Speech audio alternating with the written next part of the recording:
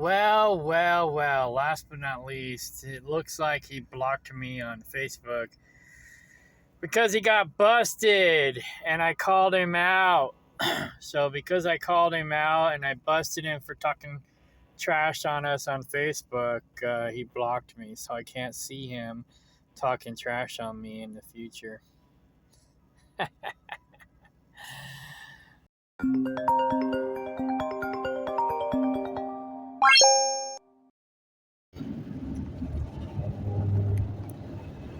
Well, we were right. We called it. He was talking about us. And of course, his first response when I called him on it was, "Oh, you must have a guilty conscience." But in saying that, he basically told me he was actually talking about us. But he went on to admit that he was basically talking about us. So, I don't know if he's the narcissist or if I'm the narcissist or what. But,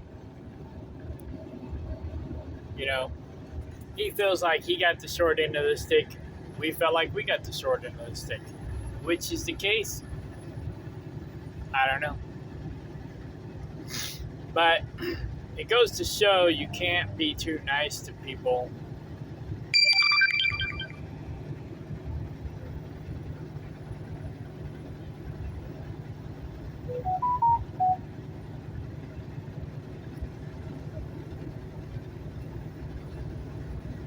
So this was the original post that I think Laura found it, and she shared it with my brother and my brother and I put in our 2 cents.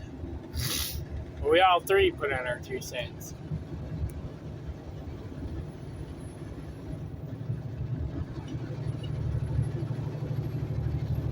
So he said he only met one good friend who seems to be good at many things.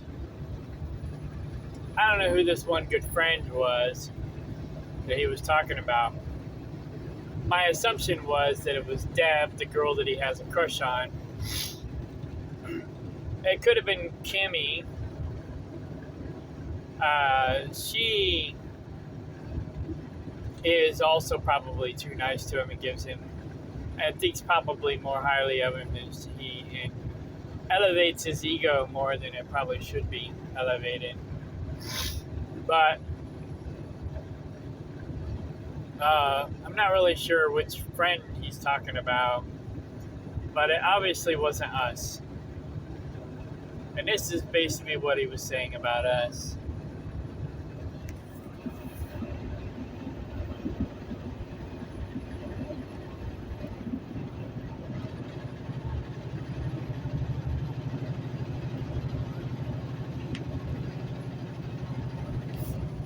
So I called him on it.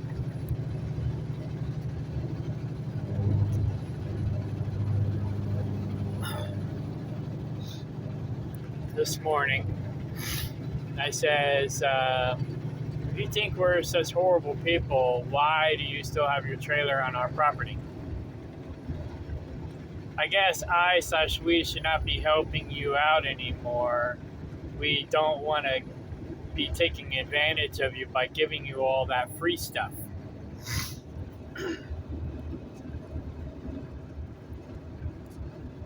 And he said, I'll come and get it as soon as I can.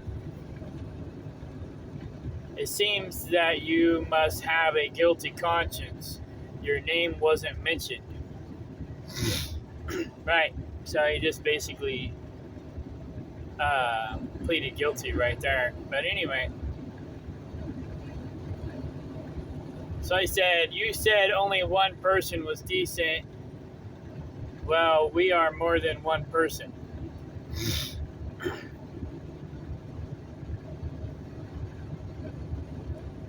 He said he just quit talking to TJ and Marie, which I'm not sure who they were. I've heard him talk about them negatively before. He goes, I had gone to cut firewood and it was a waste of time. I'm not sure if he's talking about them or if he's talking about me. But anyway, remember, I'm talking about wasting his time on them because, he basically hires them to help him and they slow him down, which is basically our complaint about him. It's like he complained that, he's overpaying them and they're slowing him down and he can get more work done without him. And that's pretty much our complaint about him. So,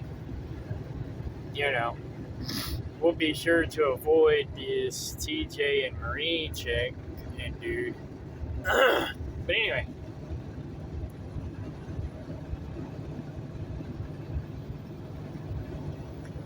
I said,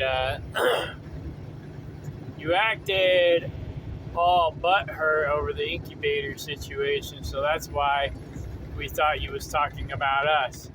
And you pretty much cut us off and barely spoke 2 words to us since. So that insinuates that you were talking about us. Actions speak louder than words. The incubator situation was just a misunderstanding. I don't know if you realize that or not, and I thought I explained it to you. Yeah, because apparently his incubator isn't working right because he doesn't maintain his equipment. That's another big complaint that we have about him is he shows up with shitty equipment and does shitty work. And so now he's having trouble with his incubator because he doesn't maintain his equipment properly. And he wanted Laura to fire up her 300 egg incubator to incubate him eggs as a favor. And if she was incubating eggs for herself, she would have no problems throwing some eggs in there for him. That's what friends do. But she wasn't going to fire up a 300 egg incubator to incubate eggs for him for free like he wanted. So we made him an offer. We thought he wanted to, incubate eggs on a large scale. We also didn't know that he was having problems with his incubator. So we offered to rent him Kaplinger and her entire setup, or if he wanted to pay Laura to incubate for him, all we wanted to do was have him pay our electric bill, and that would basically pay for the incubating and it would pay for Laura's labor, which, our electric bill might, without incubating and brooding chickens and guineas and whatever else, running heat lamps and everything to keep them alive and incubating, our bill was like $500 a month. So our normal bill was only like $200, maybe $250 tops.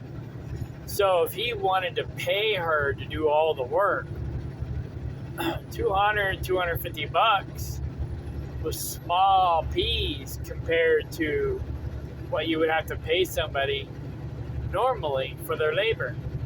So we thought it was a win-win. Laura could incubate the birds, he pays the electric bill, he gets the birds, he makes money off the birds, everybody's happy. Or he could rent Kaplinger and her whole setup for, basically about the same price.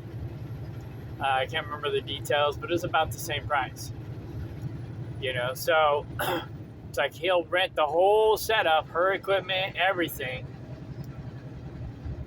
for like $500 a month, and then he does the work. It was really a better deal for him to pay our electric bill and pay her to do the work. But we knew that if he used it, he probably wouldn't maintain her equipment, and he would probably break it, and then we would have nothing to show for it. So that's why we was going to rent it out to him, because he doesn't take care of his equipment. And if he doesn't take care of his equipment, what makes you think he'll take care of ours? Right? I learned that with David Ray. David Ray basically used and abused all of my equipment, and then it was my problem. And John did the same thing with my trailer. He borrowed my horse trailer, brought it back with a flat tire, and it was my problem. He never owned up to it. He never took responsibility for it. He borrowed my lights. He never returned them. Because he needed lights for his trailer to haul it after dark. He borrowed my lights and never returned them. We paid him to go pick up stuff with my trailer and his van. We paid him fair market value wages. We paid him what I would charge someone else to go get the load. He made decent money. And then he basically stole my straps. He had my straps, my trailer to haul the load with. All he had to do was provide the van and, basic transportation. So, and they loaded it with forklifts or something. He didn't even have to load it. All he had to do is go down there. They loaded it. He strapped it, he hauled it back, and he dropped it, and we unloaded it. But when he dropped it, he took my straps. He, that was supposed to be part of the extra payment. That was his tip or something. Oh, I'll just take a few extra straps. Now I got some straps of my own. So he stole my straps.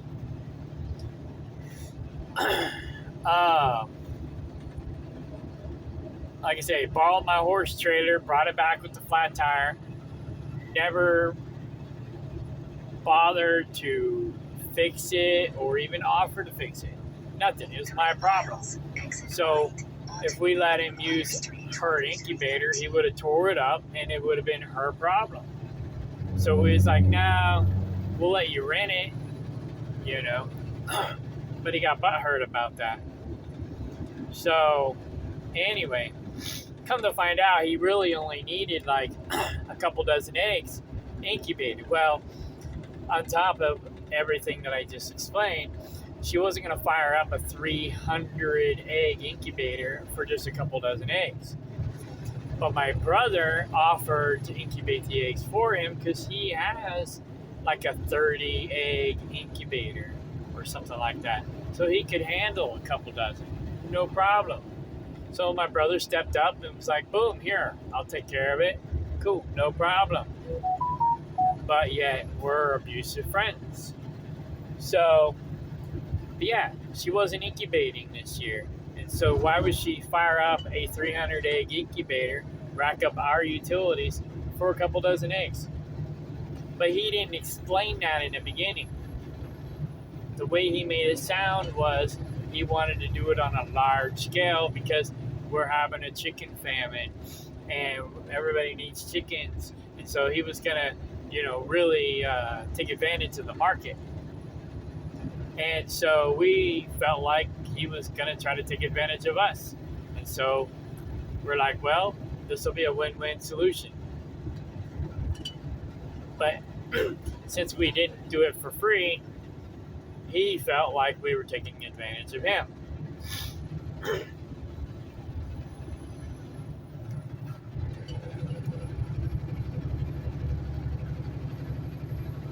He said, yes, I was upset.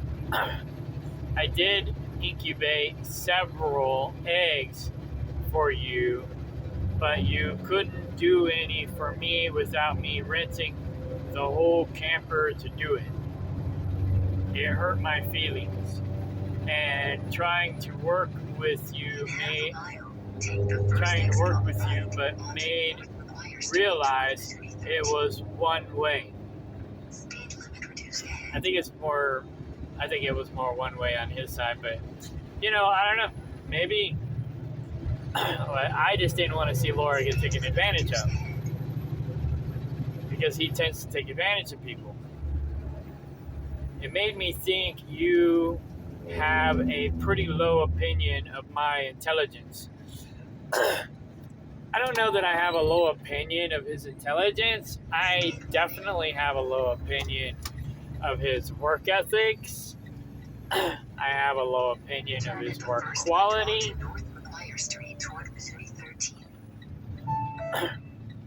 I think he's very intelligent. I think he's good at manipulating people and taking advantage of people. But I don't have a low opinion of his intelligence. I actually have a lower opinion of my own intelligence.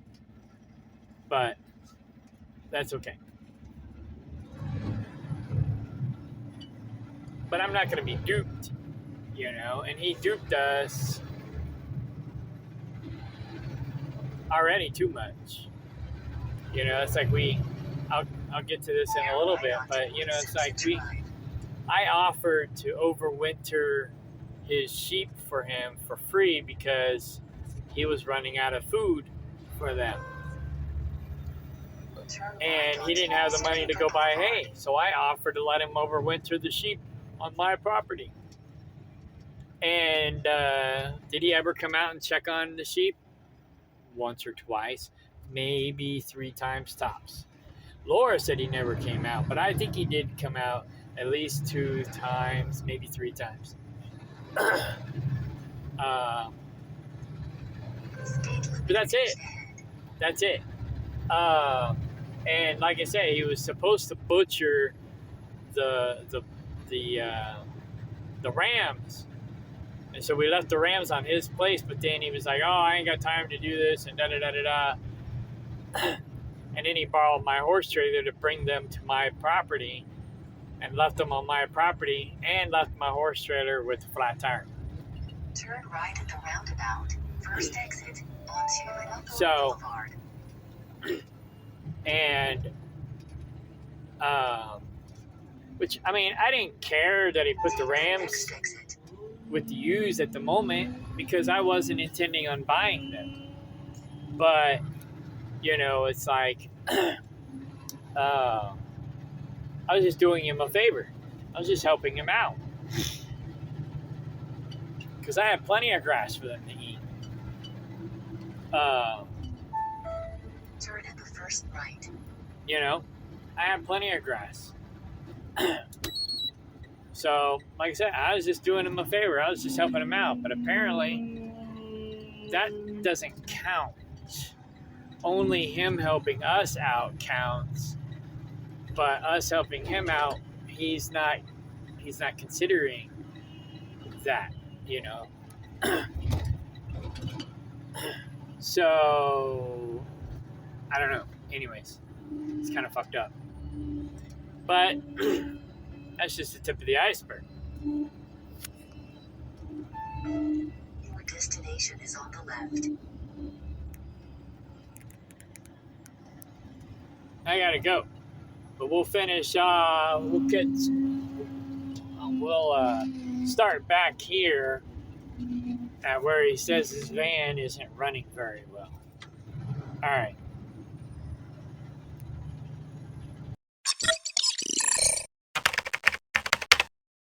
I probably should have waited till I got on the other highway, US 63, but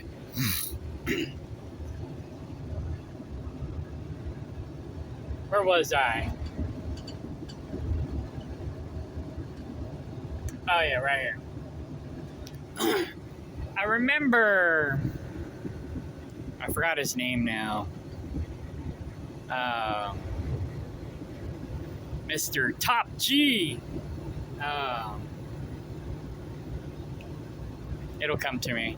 But anyway, he was talking about how he came from rags to riches, and he was talking about the Matrix and these upper echelon of people, and I forgot what he called them. But he's from the East, so they have a different way of talking. But anyhow, he's like, you know, I came from the poor class, and I worked hard to get to the upper class. And I struggle myself not to look at these lower class people as worthless eaters or, you know, whatever, just worthless people. Because, you know, I busted my butt to get where I am. And he's like, if I can do it, you can do it. But too many people make excuses. That's another thing he was saying. There's three personality types. He's like, there's dumb people, which he says is very rare. And then there's another obstacle that gets in people's way. And that's also very rare. He says the biggest thing that gets in people's way is their ego. And they basically just make excuses. They don't want to work. They don't want to do the work it takes to achieve the accomplishments that they wish to achieve. And he's like, you know, I worked hard to get where I am. And it's very difficult for me to not look at these people as being beneath me. So I can understand why the people who were born with silver spoons in their mouths, the ones who inherited the wealth, have an attitude problem and think they're better than everybody. He says, you know, I worked hard to get where I am, and I have a hard time not seeing myself as better than some of these other people.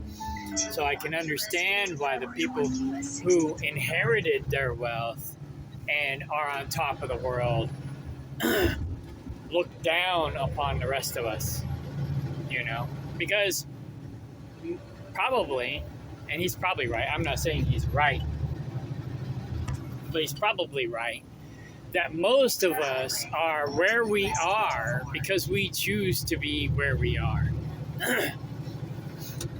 You know, whether it's laziness, whether it's, you know, bad choices, good choices, you know, whatever. I believe that, you know, some people say, and I hate this phrase because a lot of people use it as a cop-out, but some people say, oh, everything happens for a reason, or it is what it is, you know. It's like, no, well, yeah, everything happens for a reason, but you might be the reason, you know. Okay, I need over 1 million. You know, it's like a lot of people use it as a cop-out to be like, oh, well, it's meant to be, it's destiny. I think we all have multiple destinies, depending on what path we choose. You know, if we choose the path of laziness or slothness, we choose the path of crime. You know, we have multiple opportunities to change our lives throughout our lives. And it's just a matter of what we do with ourselves and our options that dictate our future, you know, and how we react to situations. You know, I might not be reacting to this situation in the best manner possible. In fact, it's probably a mediocre manner. I should give a shit less, you know? I tell people all the time, who cares what people think? You know, and for the most part, I don't really care. but I still do kind of care. And that's my weakness. You know? They say, people take your kindness for weakness. Well, yeah. If you care too much, if you're too nice, people will take advantage of you and take you for granted. Narcissists especially will basically take advantage of nice people and then turn around and make those nice people out to be taking advantage of the narcissist. And it's like, wait a minute. And that's why I'm starting to think that maybe this guy is also a narcissist. Because, I don't know a whole lot about narcissism, but from what I have learned about narcissism, this guy kind of fits the mold. It's like, most narcissists are not very accomplished. Most narcissists will blame you for what they're doing. They'll project, they'll deflect, and they'll make you out to be the bad guy when really they're the ones doing it. And if they can't take advantage of you, then they accuse you of taking advantage of them. I remember David Ray, for example, and we'll get to him here in a little bit too. David Ray goes around telling everybody that his ex-wife is a crack whore, destitute, and homeless. When really, she's a successful businesswoman making over 6 figures. I looked into it. He's not a crack whore. He probably wishes he was a whore. But he's, I wouldn't even call him a pedophile. He's a wannabe pedophile. And he's destitute and homeless. Well, right now he's kind of living the life of luxury, so to speak. But he's basically homeless because he has nothing to show for himself because he's a worthless eater. And John is just a step up from that. But I thought he was better than David Ray. I have told people, and I've basically said that he's basically a better version of David Ray because he reminds me of David Ray a lot.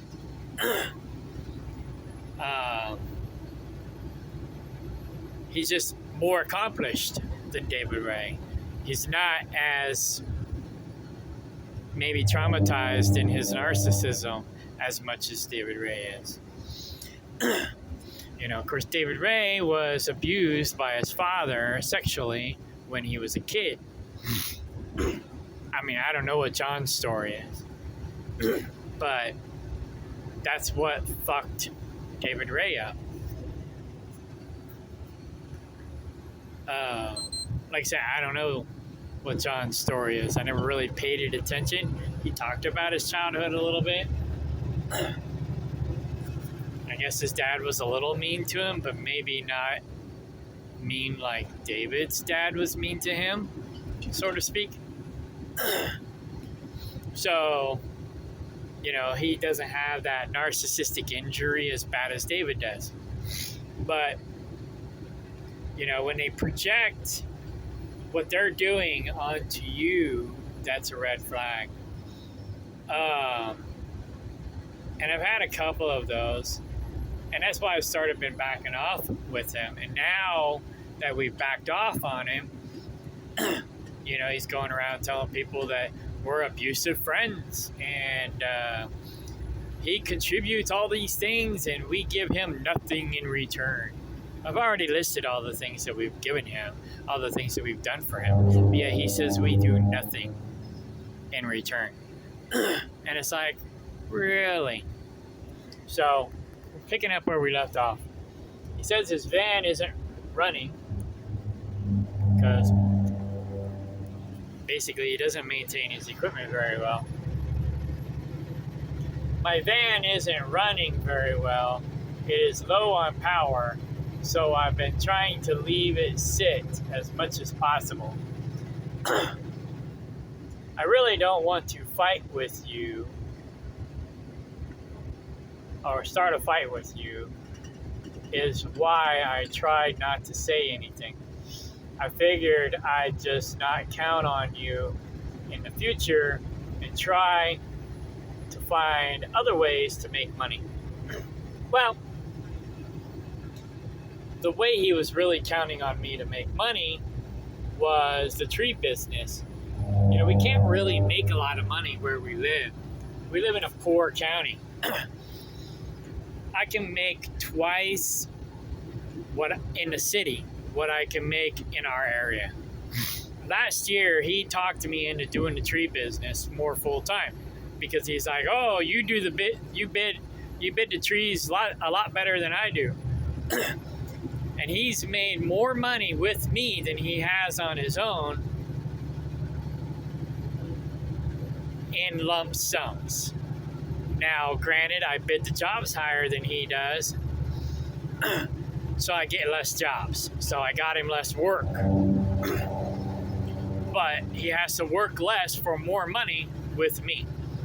That being said, we can't get that kind of money.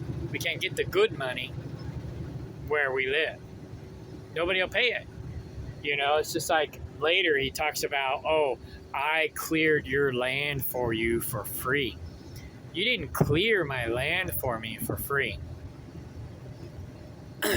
He did, I don't know, maybe a few dozen trees. A couple dozen trees at best. Or I should say a couple dozen trees, a few dozen trees at best. There was a bunch of trees down because these people we bought this new land from did a half-assed job on pretty much everything they touched also, just like John does, just like David Ray does. But there was trees down all over the property. And, you know, like I said, I could care less, really. They don't hurt the goats none too much. But John was desperate for firewood. He needed to make money. So I was like, hey, we got this new property with almost 30 acres of trees, you know, and a buttload of them are already down. You don't have to worry about cutting them down. You can come and collect all the wood you need. Yeah, I was doing me a favor, but it was doing him more of a favor. So it was a win-win as far as I was concerned, because I didn't want the trees. I didn't care about chopping them up and making money off of them. He needed the trees. He needed to cut them up and make money off of them. So I was helping him out. So I thought, but apparently I was doing him an injustice. But we'll get to that. So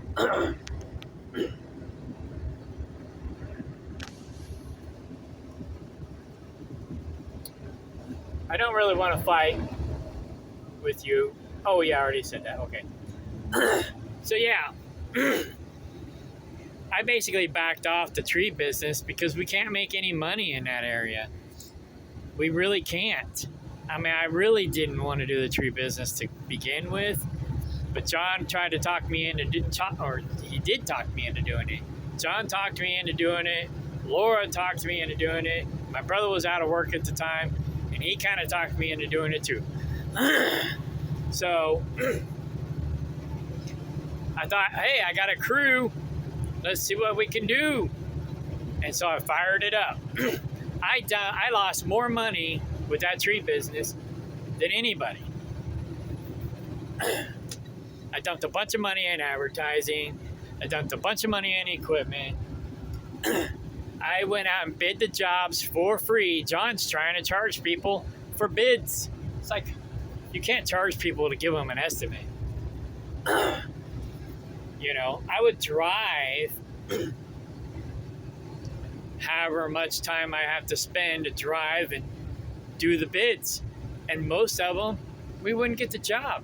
So I was wasting my time, my gas, my energy. But I was doing him an injustice, apparently. So anyway, I did all this for him, mostly. I mean, I could go drive truck and make money. Who cares? It's easy, easy-ish. I mean, the job I have right now is not that easy. but it's not that hard. It's not as hard as trimming trees, you know. I make almost as much money. Well, I take that back. I make more money driving truck than I do doing trees. If I lived in the city, I would make more money doing trees, but it's harder work. So I'd much rather just drive truck. And I'm doing trees on the side now. I'm not even advertising. It's like I got the website up because I've already put money in advertising. I got the website up. I'm just going to leave it up and just treat it as a side hustle. And in that way, if I need it as a backup plan, great. If not, no big deal. I got 2 tree jobs already this year. Didn't even have to worry about paying for advertising. One was a repeat customer. The other one found us somewhere. I don't know where. So it's like last year's advertisements basically paying off this year. So I got 2 tree jobs this year so far. And I could have had another yard job, but the lady didn't have the money to spend on the yard job, so she thought, okay, she's got almost an acre of property with a butt ton of leaves and acorns and one of those things, sweet gum seed thingies in her yard. And so I looked up what it costs to rake leaves in a yard. And so I went out and I measured her yard. It's just shy of an acre. And then I took the square footage of the house, subtracted that from the square footage of the yard. And it's about maybe a half an acre or 1/3 of an acre. Something like that. Or 2/3, I'm sorry, 2/3 of an acre. So I took the going rate. It's a lot of leaves, a lot of raking. It's going to take pretty much all day, right? So I don't remember what the math is. They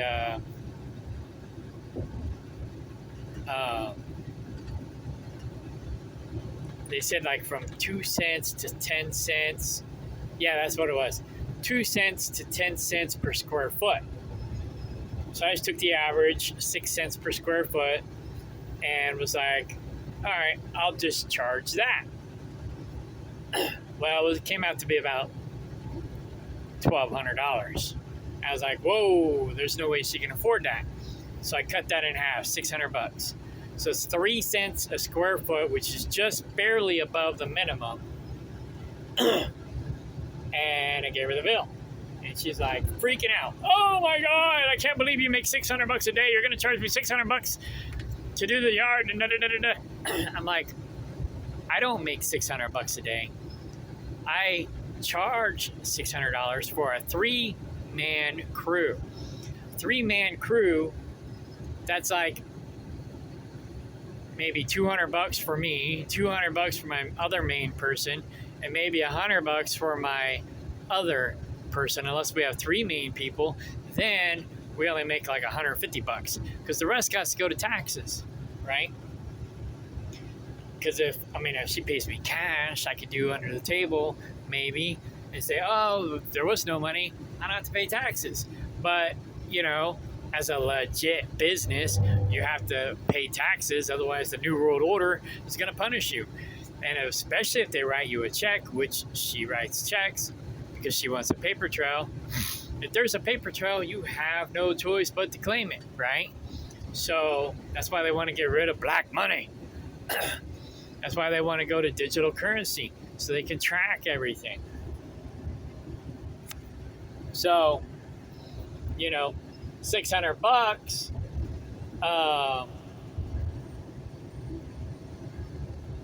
The most I can make off of that as an individual is $200, and then I pay my other main person $200, and then like say if my brother's son, my nephew, is helping us, I might pay him $100, and then the other $100 would go towards taxes. Now, I may have to end up paying more than that, but that's how I do my math, you know? Uh, but then I got all these tax deductions. So it kind of breaks even. And then I also have to pay for the insurance. And I also have to pay for a lot of the equipment.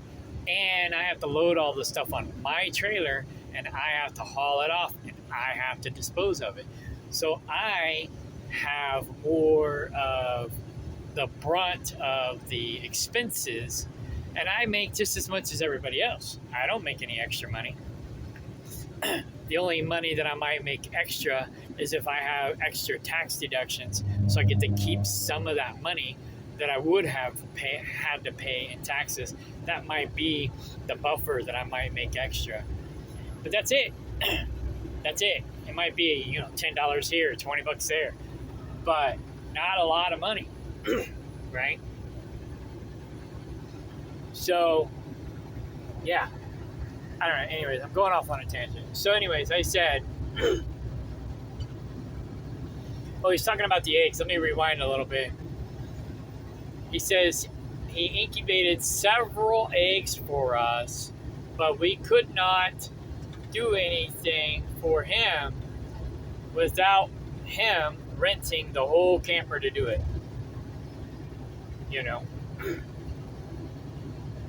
Yeah. Well, if Laura's 100, not 100, how many eggs was it? 24. If Laura's 24 egg incubator didn't crap out on her, she would have had no problems doing it. But she had a 300 egg incubator. She's not going to incubate a couple dozen eggs in a 300 egg incubator. But we didn't know he wanted to just do a couple dozen. We thought he wanted to do it on a large scale, because we have this chicken shortage in America. And John was talking about taking advantage of the situation and making as much money as he could, and I don't blame him. We were all for it. We were planning on donating him as many eggs as we could donate to him.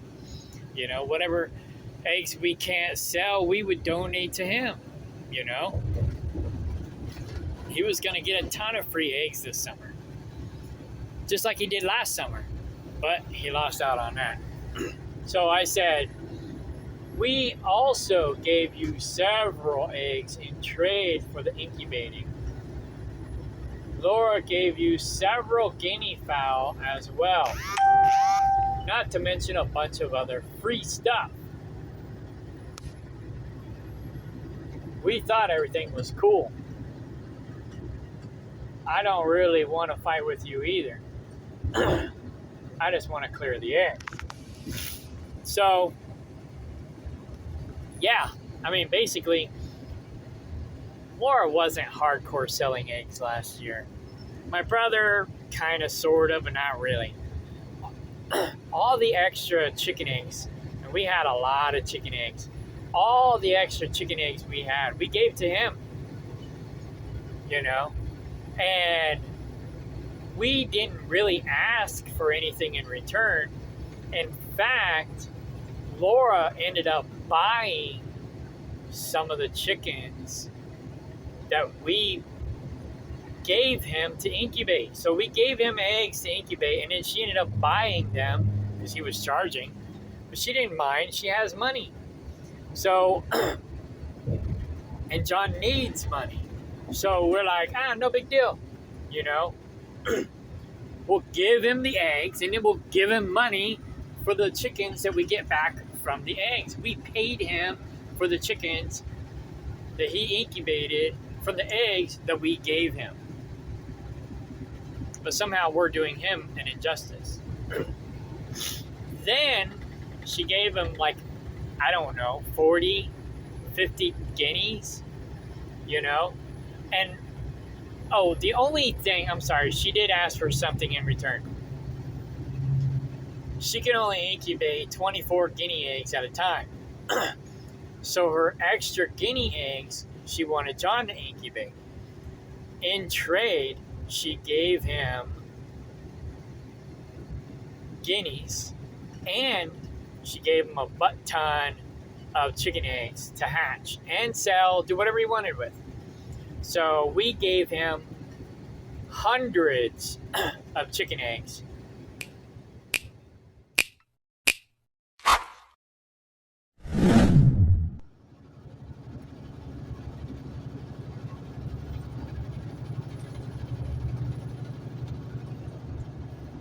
Rewinding, his first response sounded exactly like something David Ray would say. And it sounds like something a narcissist would say. But all this basically just confirmed our theory that he was actually talking about us. So the evidence pointed in that direction. So this is where we left off.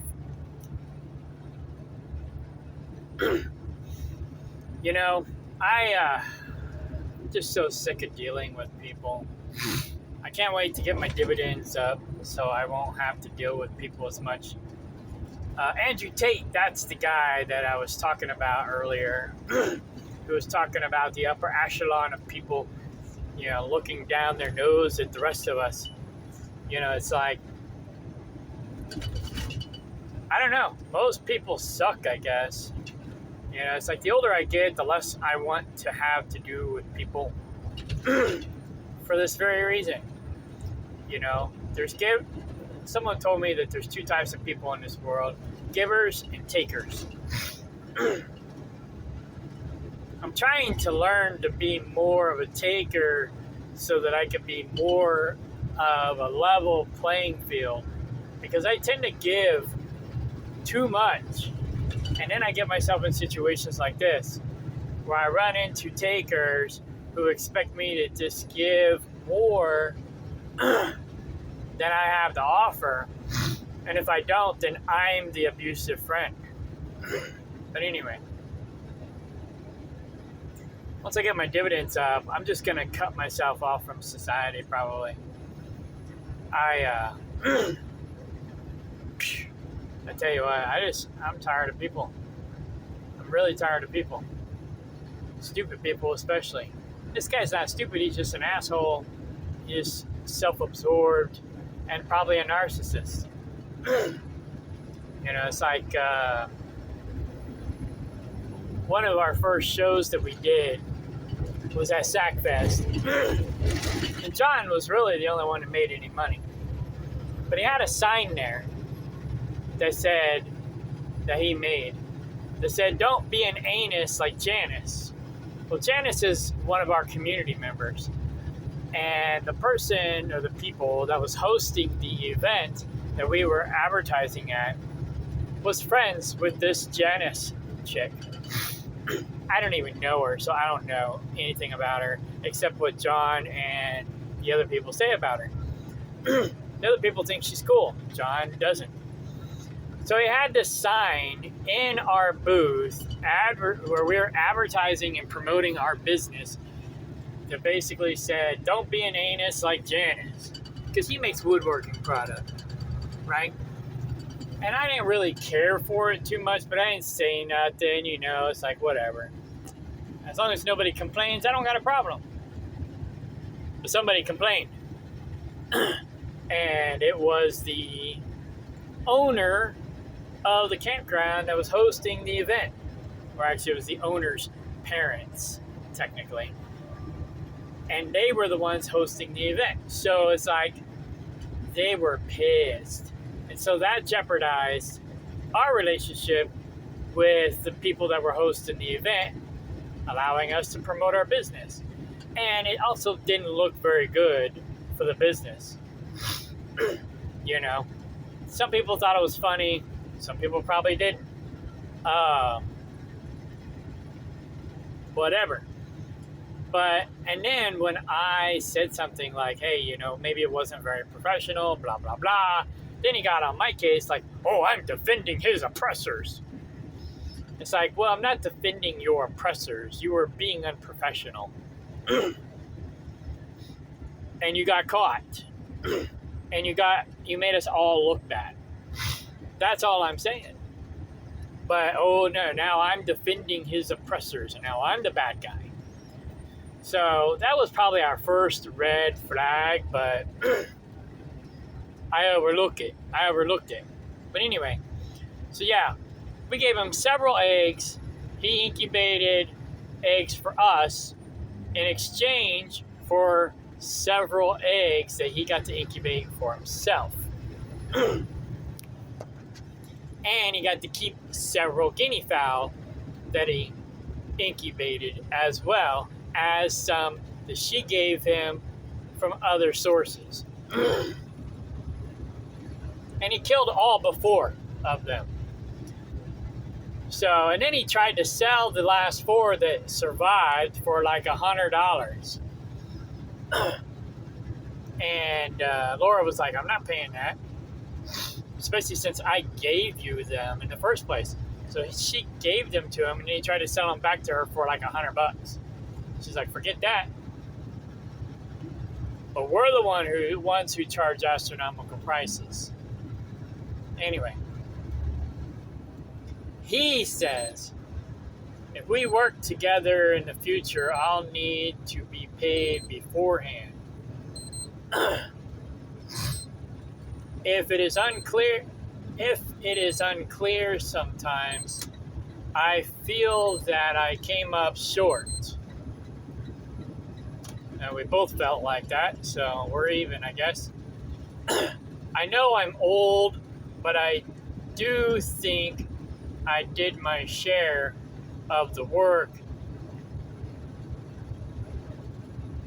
except when I have broken ribs. He didn't really have broken ribs. He had bruised ribs, which, you know, is nothing to laugh at, but it's his fault he had bruised ribs. So I hope he's not blaming me for that, because he positioned himself wrong with the rope. He was supposed to be holding the rope while I was cutting the branch, and he was standing right next to the tree when he should have been standing at like a more than 45-degree angle. Like more like a, 45 to 90, probably more like a 75-degree or 70 or 60-degree angle. You know, he should have been farther out with the rope. And I didn't catch it.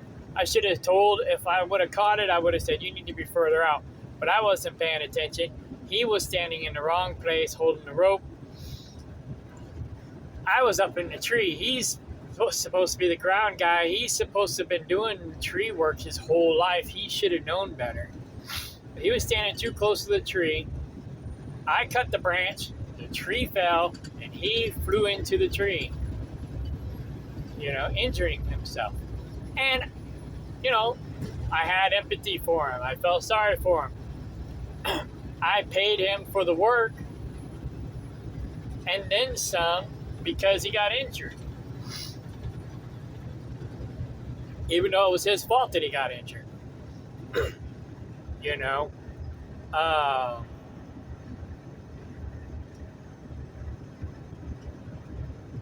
And then on the next tree, I ended up getting injured. So we both were injured. And he was probably more injured than I was. But, you know, we both were injured, and I kept going, and he quit. So, I don't know what to say about that. Anyways.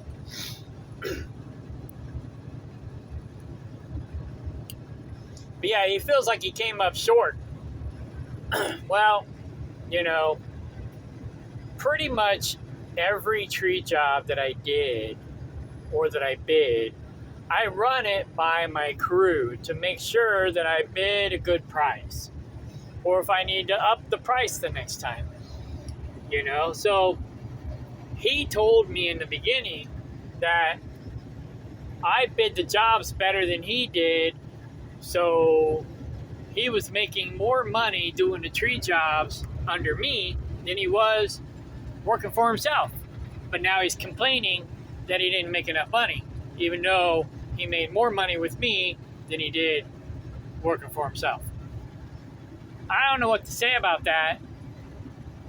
I mean, I ran just about every single job by them. Him, my brother, other people. If I underbid the job, then I tried to do better the next time. You know? But it's a fine line bidding these tree jobs. It's like if I bid too high, the customer acts like I'm ripping them off. If I bid too low, then the employees act like I'm ripping them off. So it's like this small little window of happiness. And it's like a dartboard. You know, it's like you can't always, well, some people probably can, but you can't, not everybody can always hit the bullseye every single time. So sometimes I hit the bullseye. We made good money. Sometimes not so much. Like there was a Springfield job that we did. My brother, everybody lost their ass except for John. John showed up late. John showed up with shitty equipment. John left to go get new chains. John came back, still couldn't cut shit. John left, and I still paid him his cut when he didn't do shit. You know, John made out like a bandit on that one, but yet, he's always coming up short. Right? I lost my ass on that tree, and my brother didn't do too good either. You know?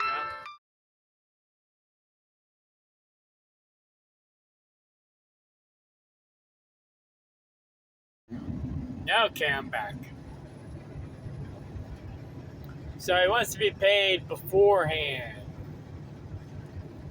Oh, okay, broken ribs.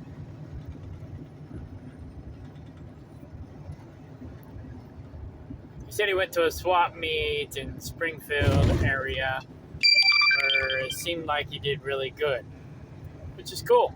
You know, I mean,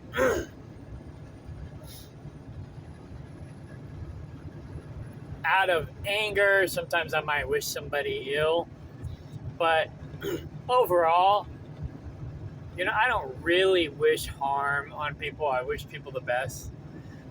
When they do me dirty, you know, it's like I told a friend, I've told people in the past, you know, I have this dragon in my castle that is asleep. And most people don't realize that because I'm normally fairly meek. But you do not want to wake up that dragon because I can be pretty intense.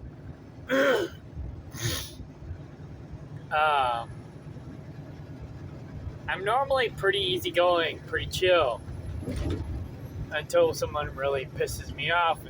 Usually the only way you can piss me off is by screwing me over or stabbing me in the back.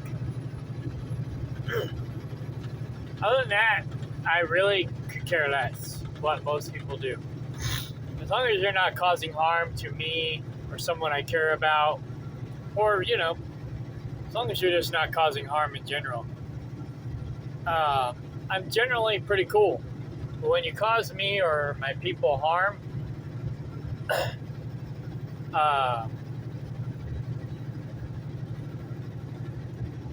that's when I release the Kraken. But,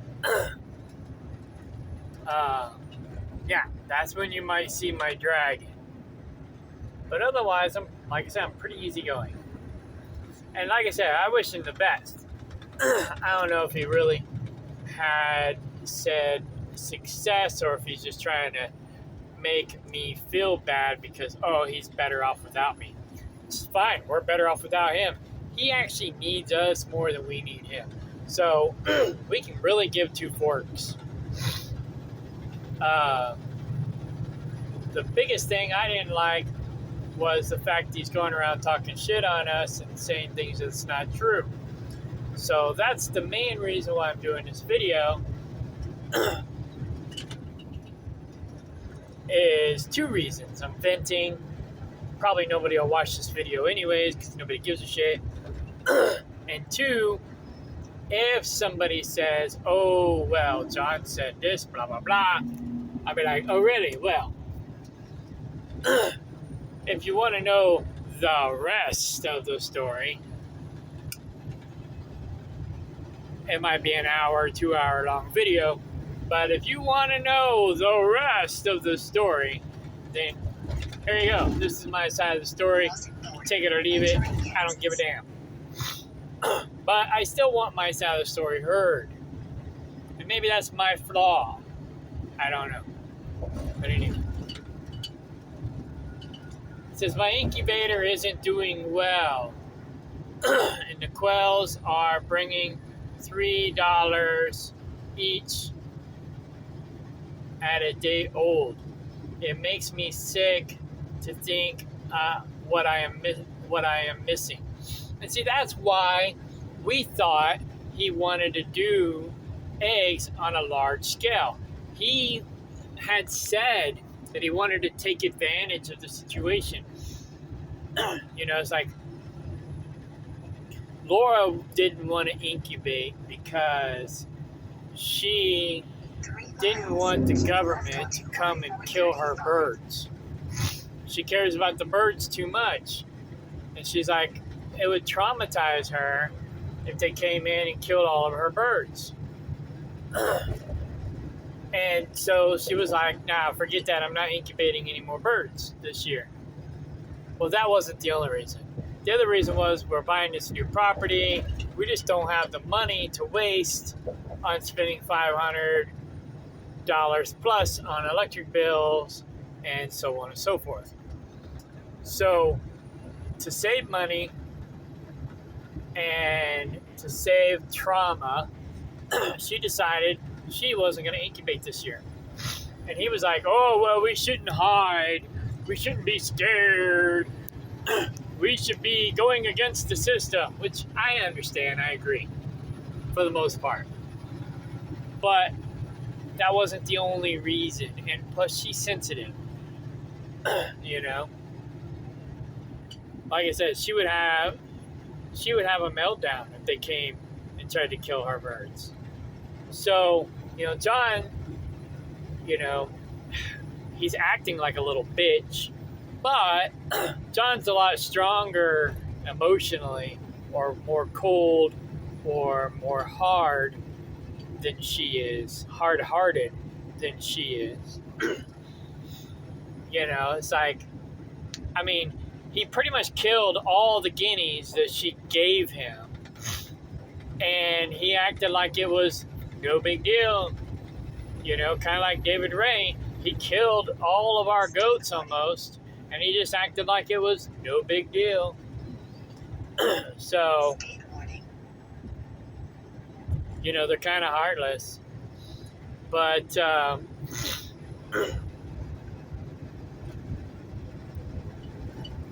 anyway. But John doesn't maintain his equipment. That's John's problem. He doesn't maintain his incubator. He doesn't have a backup incubator just in case his main incubator goes out. He doesn't maintain his chainsaws. He doesn't have backup chainsaws in case his main chainsaw goes bad. He doesn't have backup plans. He's not prepared. He's not a true prepper, if you will. The plan is you have a plan, you have a backup plan for your plan, and then you have a backup plan for your backup plan. That's how you're really supposed to prep. That's what preppers do. They have backup plans for their backup plans. It's just like, I'm an IT guy. I have IT stuff. Well, I used to be an IT guy. I have backups for my computer and my phones. And I have backups for my backups. That's what smart people do, is they have double backups of everything. If they can afford it,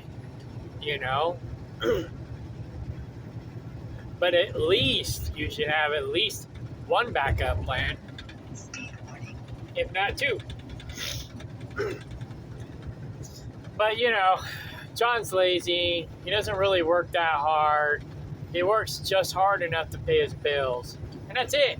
And that's why he has shitty equipment. And that's why he struggles to pay his bills. Because he only works just hard enough to pay his bills, not to get ahead. And that's his problem. He's lazy. He's not as lazy as David Ray, but he's still lazy. David Ray pretty much does the same thing, except his bills are a lot less because he mooches off other people to get what he needs. I mean, John kind of does the same thing. You know, it's like he was mooching off of us, not pulling his weight, but yet wanting to earn as much as everybody else. And then when we give him handouts or hand-ups, he basically spits in our face. So, no more handouts and no more hand-ups for you, buddy. You know, it's like next winter, he's going to want more firewood to sell, and he's going to be looking for somebody to give him wood, and he done burned our bridge. We got tons of firewood for him to sell, but no, he wanted to bite the hand that fed him. He wanted to spit in our face, and then he wanted to act like he was doing us a favor by coming on our property, cutting and splitting the wood so that he can sell it, so that he can pay his bills. So it's like, who's doing who the favor here? I mean, I could care less if the wood sits there and rots, because that's fertilizing the soil. But I let him take it because I thought he needed the money. I didn't know he was going to throw it back in my face as if he was doing me the favor. If I'd have known that, I wouldn't have let him take it. Then he would have bitched, oh, you got all that firewood, but you won't let me have it. This is why. So if somebody says, oh, well, you got firewood, but you won't let me have it, this is why. And not only that, I didn't just give him the firewood on the land.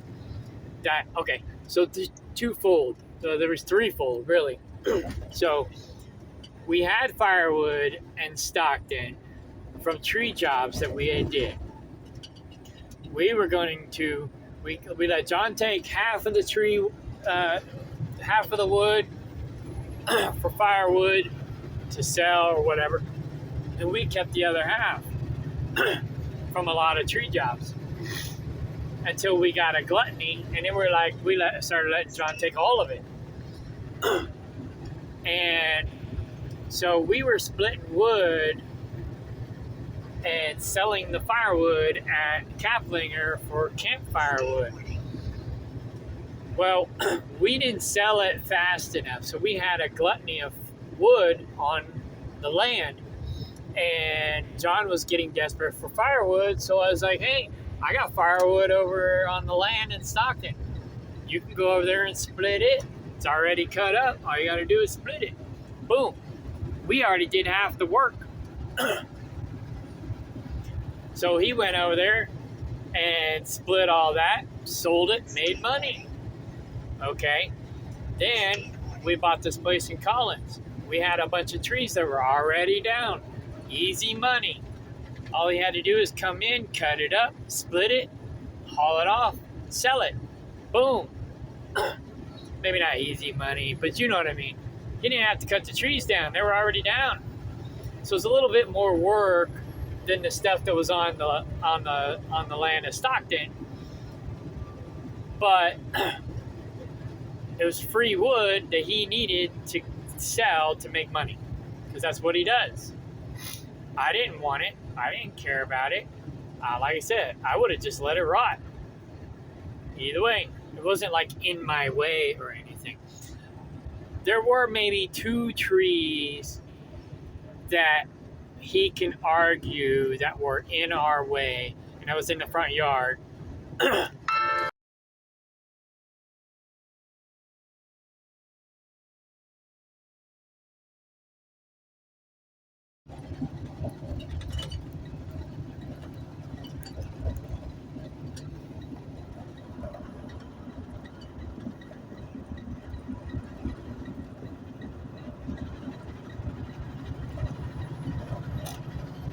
Assholes with their high beams on.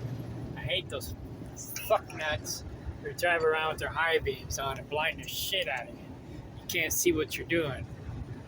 causing accidents or potentially causing accidents.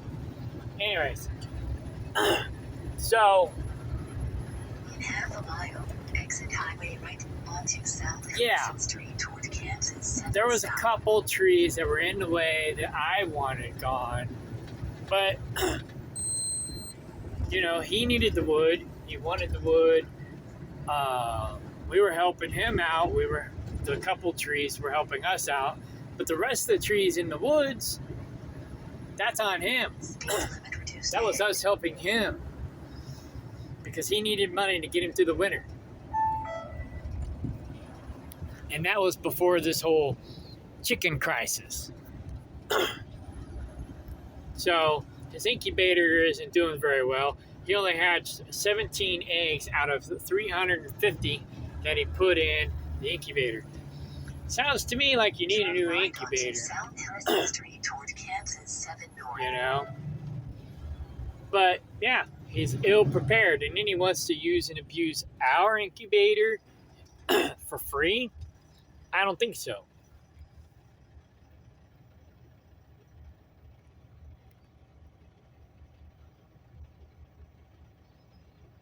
So I guess the quail quit laying. So I said, I understand the rib situation. We all came up short on that ordeal. And yeah, I totally underbid that job too. I mean, I'm not the best at bidding these jobs, but I can't pay you money that I don't have. You know, we're all struggling.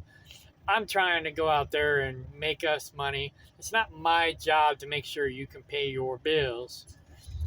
You know, that's one of the problems with being a business owner is like, it's, in a way, it is your job to make sure everybody can pay their bills. But it's like, if I can't get out there and bid enough jobs, Turn at the first left onto East 151st Street. and make enough money for him to pay his bills, then, you know,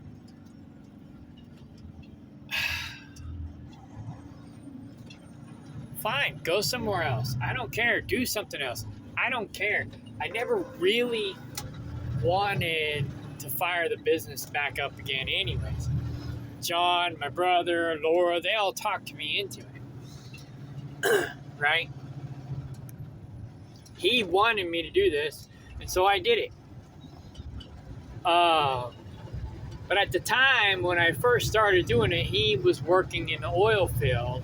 I had a part-time job driving truck. My brother, I don't remember what he was doing. South Lone Elm Road. So it's like we weren't 100% reliable on the tree jobs to make money. It was more of a bonus. We were trying to grow it so that we could work our way into doing it full time. But again, like I said before, where we live, we can't make a lot of money off tree jobs, you know? And after, you know, paying everybody and taking out the money for the business, I can only pay the people so much. Turn right onto South Lone Elm And then again, like I says, you know, like that lady, John talks about this here in a minute. He's like, well, there's this one job that we did where I only got paid $200 and, you know, blah, blah, blah. It's like, well, the job only paid $600. John got paid $200. I got paid $200. My nephew got paid about $100. I don't remember what I paid him. And the rest went to taxes and insurance. You know? So, what's $100, give or take, out of 600? That's less than. Turn right. No, it's more than 10%. 100 out of 500 would be 20%. So that's less than 20% that went to paying taxes and insurance and going to the business. I got paid the same as John got paid. And my nephew got paid less because he didn't have his own equipment. So yeah, he probably only got paid $100. Actually, he probably got paid less than $100. He probably got paid like 75. So probably 20% went to taxes and insurance and to cover the business. 20%. So, and then we all got the rest. Turn at the first right. And that to me sounds logical. I mean, I don't know if that's logical or not, but I can't pay him $300 and I pay myself only $100. You know, that doesn't make any sense. I did more work than he did. I should have paid him less, technically.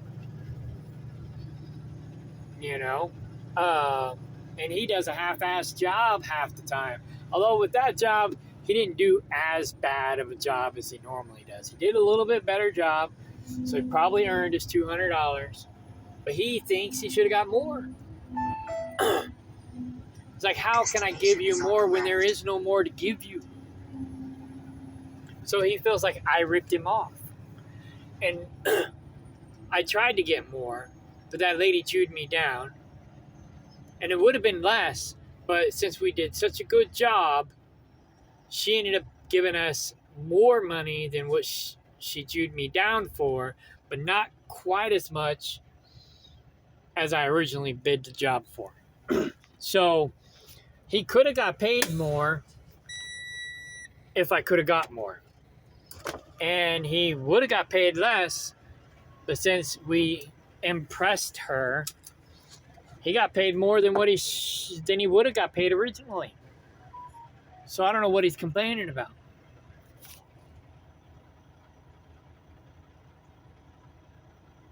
Yard move. Drop PT.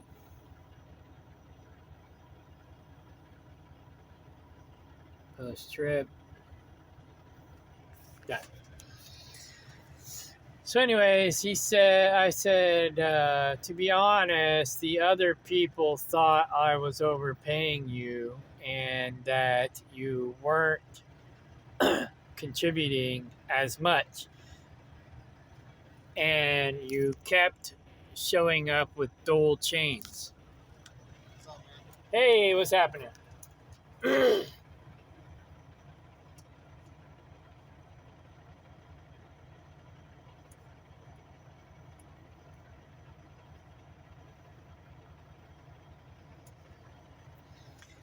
Yeah, he kept showing up with dual chains and shitty equipment. But yeah, he expected me to pay him more than I paid him. And I already paid him more than I should have paid him. Because he always did, almost always, I should say, he almost always did a half-assed job. And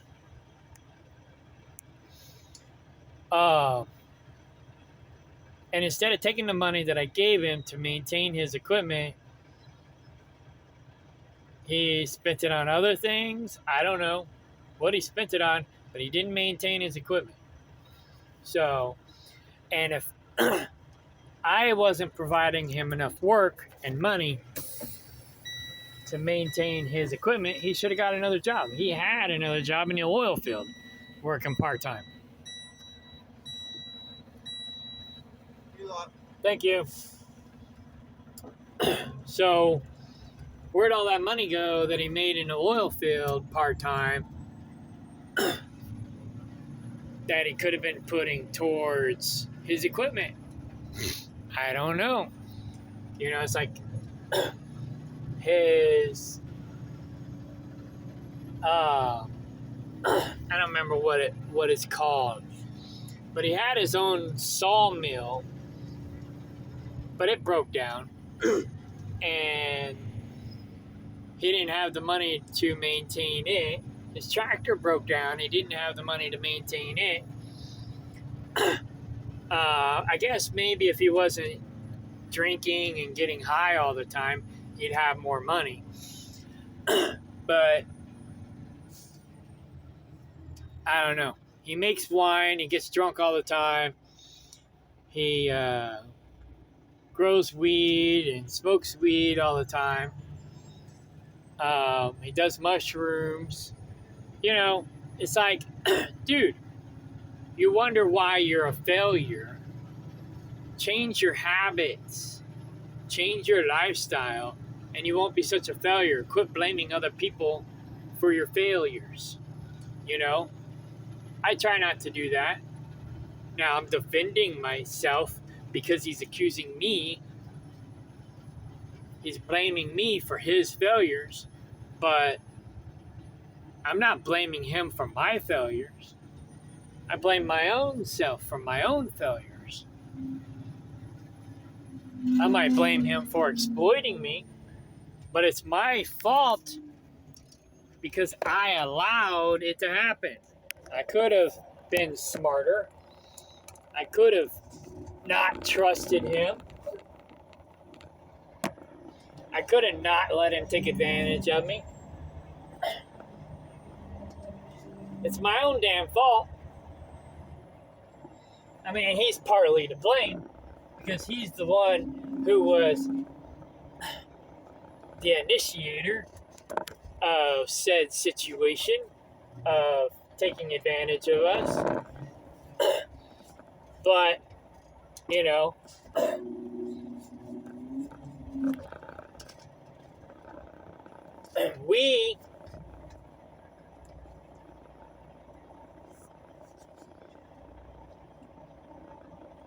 kind of saw him taking advantage of us. And because we didn't let him take advantage of us more than he already was, he got pissed off. It's like, oh, how dare you not let me take advantage of you? You're oppressing me by not letting me take advantage of you.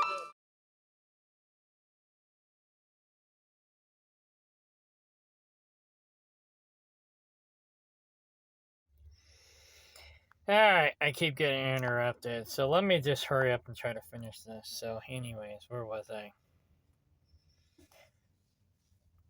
To be honest, the other people thought I was overpaying you and that you weren't contributing as much or cutting the mustard. You kept showing up with crappy equipment and dull chains.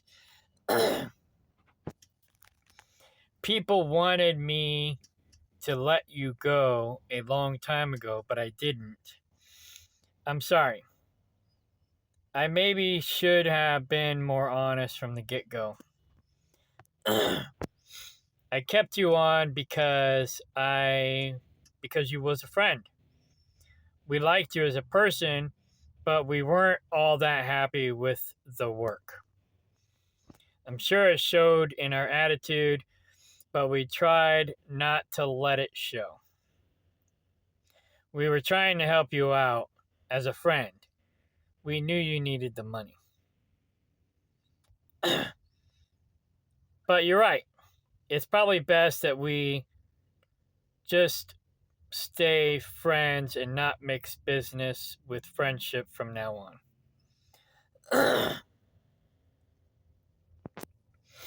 Now I misread this, and I thought he was talking about a different tree job where him and my brother were working together. I was out of town working or something. I can't remember what I was doing, but I wasn't able to be there. And him and my brother did a tree job where my brother gave him a ton of credit because John, this one situation with this one tree, it was like the tortoise and the hare. My brother went in full bore, gung-ho, pretty much like he always does, but he ran out of steam and wore himself out, where John paced himself. And I guess he did have decent equipment that day. He did have decent chains at that day. I don't remember. I don't know if that's my brother. But for whatever reason, that day, John actually did a really good job. And I probably underbid that tree job too, but it was decent. It was like, it wasn't great. It wasn't poor. It was kind of like medium. And him and my brother pretty much made all the money. I just took out the money for the taxes and the insurance, and they got the rest. And they did pretty good. They made like $400. No, 300. They made like 350 each that day.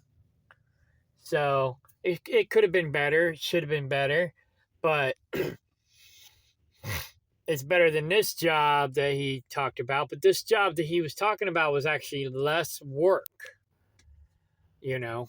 So this is the job that I was talking about where he only made $200. Well, the job only paid $600. And like I said, I made $200, he made $200, my nephew made about $100, maybe a little less. And the rest went to taxes and insurance, you know. So he's complaining,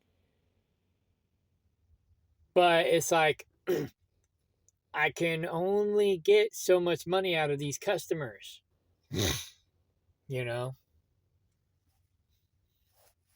I don't know. It's like he wants the work, but yet he's not happy with the work.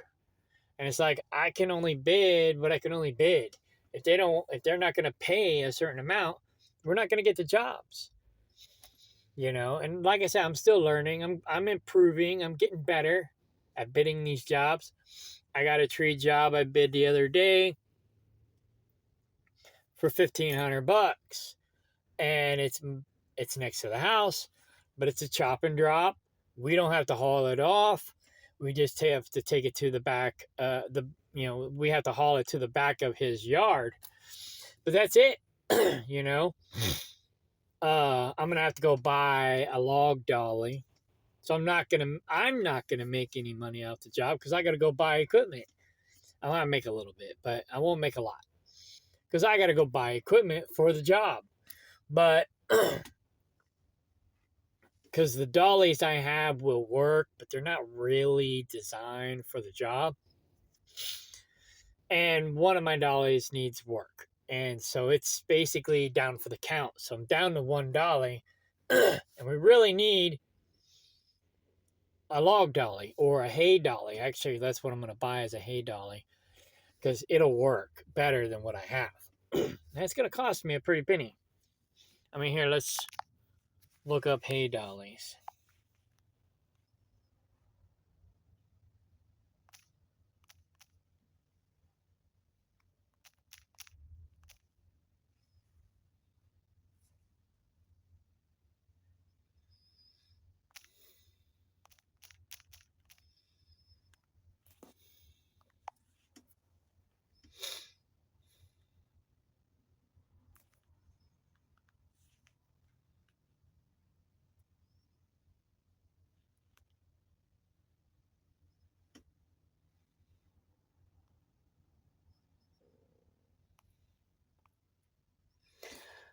So this is basically what I'm going to get. And it's like $150.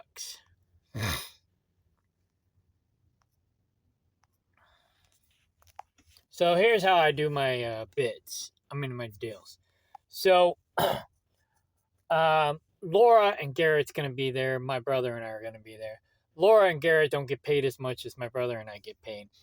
So just for shits and giggles, I'm going to pay Laura and Garrett as one person, like my brother and I. So $1,500 divided by 3 people divided by 3. All right. This is basically how I pay people. I'm changing it up a little bit and I'm starting new people at 20% instead of 33%. And they're going to have to work their way up because I'm tired of overpaying people like I did John and David Ray and other people. I'm tired of overpaying people for work and then them bitching that I'm underpaying them. So it's like, fuck it. I'm just going to underpay them and let them earn the extra money. So I did this wrong. Hang on. 1,500 divided by 3 divided by 3. All right. So it's $166.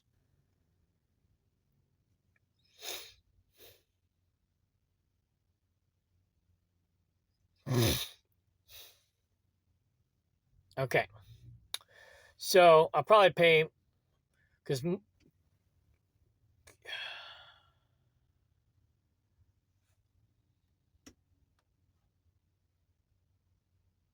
yeah.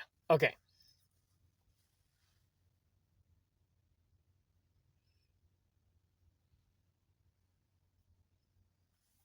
Hang on. Let me make sure I did that right. 1,500 divided by 3 equals. Yeah, no, okay, that's $500 divided by 3. That's 16 or 166 times 2. Okay. So my brother and I make $333. That being said, I'm the climber, so I make a little bit more.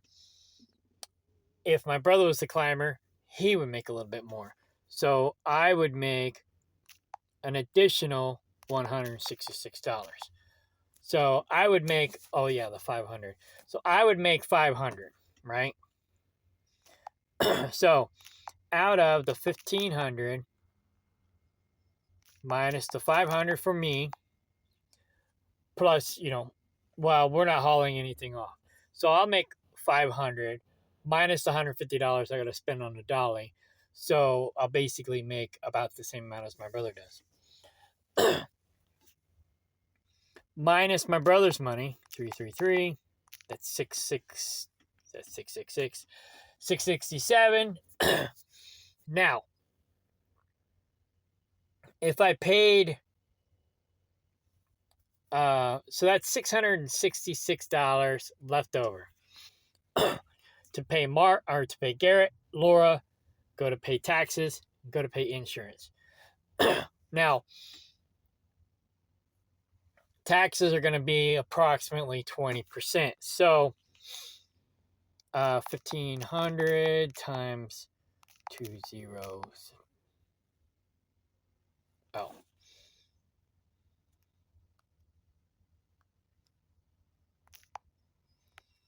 Taxes are going to be approximately $300. So,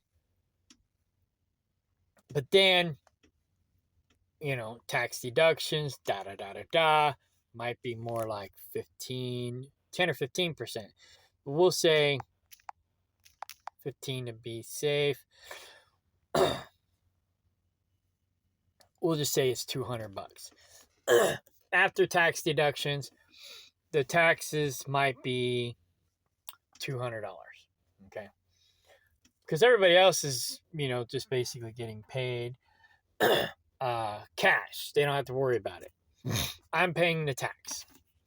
So, and everybody's like subcontractors, so to speak. Nobody's an actual employee, especially if they have their own equipment. They get paid more if they have their own equipment because they have to maintain their own equipment. So,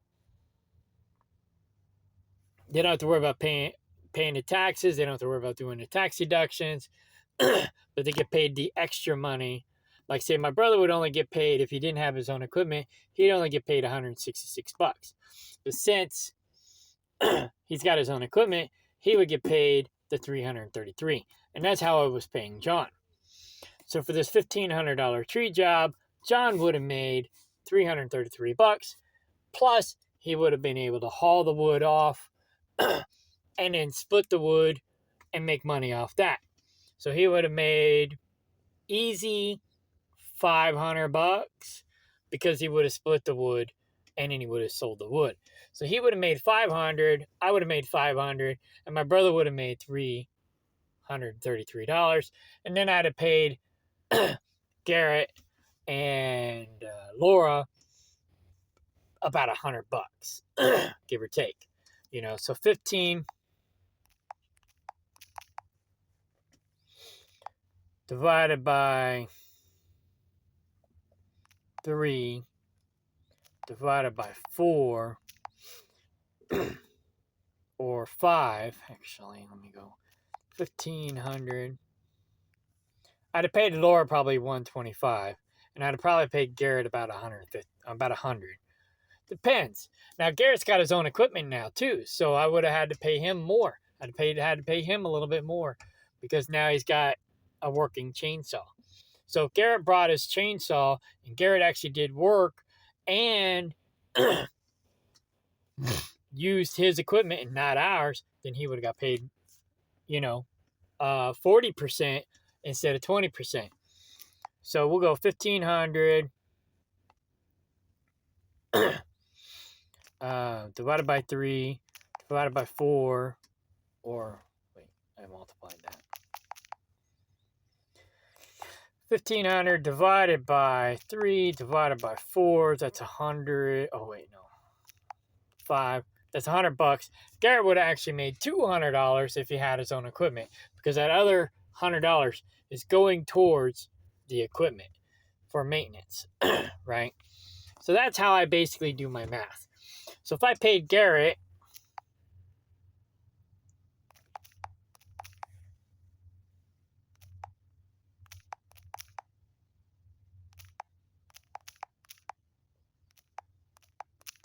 $200 and I paid Laura $125, that would have left $340 to go to taxes and insurance. So, and to go back into the business for advertising and promoting the business, so on and so forth. I was paying $300 a month in advertising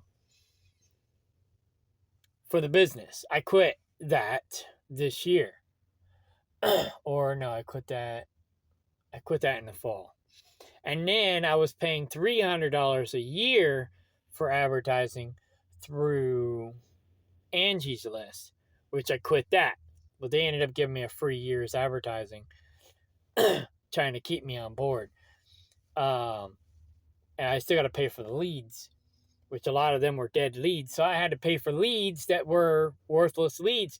So I was paying money out of pocket for that, $50 a lead. And most of those leads never called me back. So I was wasting money on that. But anyways, so that's what this extra money's going for, is taxes, insurance, leads, advertising, blah, blah, blah. But John thought, oh, I'm getting the short end of the stick. No, I'm the one getting the short end of the stick. That being said, I'm the one writing all this stuff off. So, it doesn't hurt me as bad. But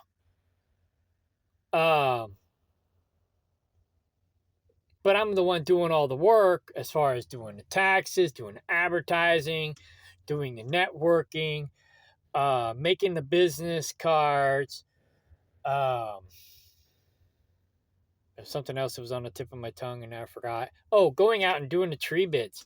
I go out and do the tree bids. I don't get paid for that. I don't get paid extra for that. That comes out of my $500, or whatever I make that day. And, so, yeah. So, and then if John was there, I would have had to pay him. So then it'd be less money, but there'd be more people working. So $1,500 divided by...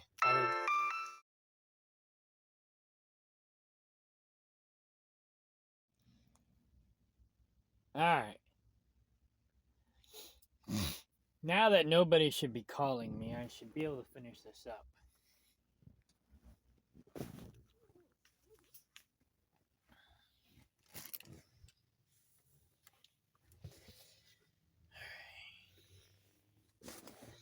Get some pillows, get comfortable.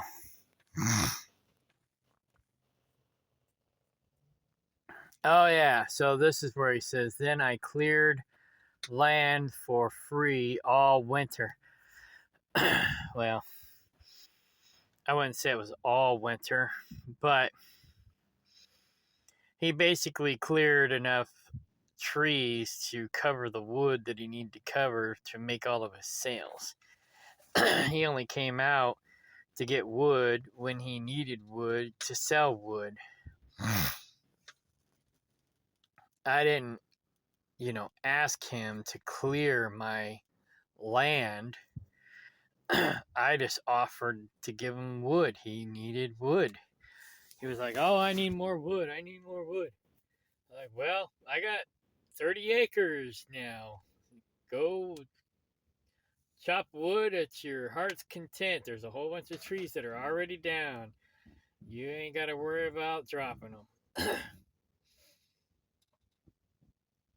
Now he wants to use my favor to him as a weapon against me. It's like, nah, I don't think so.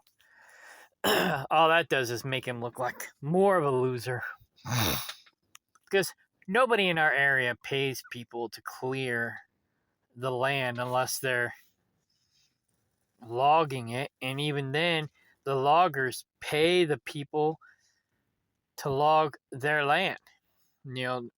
I don't know of anyone who pays anyone to clear the land. People have tried to get paid to clear land, and nobody that I know of has ever been successful in getting paid to clear land. I got it on our website that we do land clearing, and nobody hires us for that. That being said, I think the only way we would actually get paid to do land clearing is if we had bulldozers and heavy equipment to actually knock trees down and basically just pile them up and burn them. That's about the only way, and that would be like a quick job. That'd be the only way I can see somebody paying somebody to do it. But, just going in and cutting up firewood and taking their time all winter, nobody's going to pay for that. Nobody ever pays for that I know of. And I didn't offer to pay him because I didn't really need it done. He needed the firewood. And so I was just trying to help him out. Like I said, I didn't know he was going to use it against me. If I would have known he was going to use it against me, I wouldn't have helped him out. It's like I said earlier, I don't want to be taking advantage of him by giving him all this free stuff. So I'm not going to take advantage of him anymore. I'm not going to give him any more handouts. I'm not going to give him any more hand-ups. Oh, and this showing up in the middle of the night at Laura's request. It wasn't in the middle of the night. It was like at 9 p.m.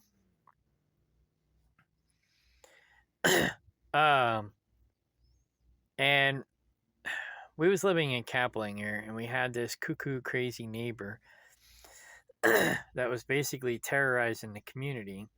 And Laura was scared. And she actually called Josh first. But Josh had already taken his medicine, and he was kind of loopy. So he couldn't be of help. So she called John. And,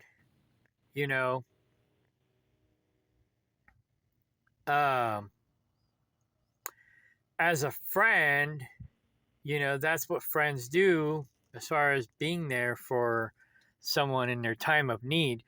We didn't know he was going to be keeping score, tallying these things up to use against us.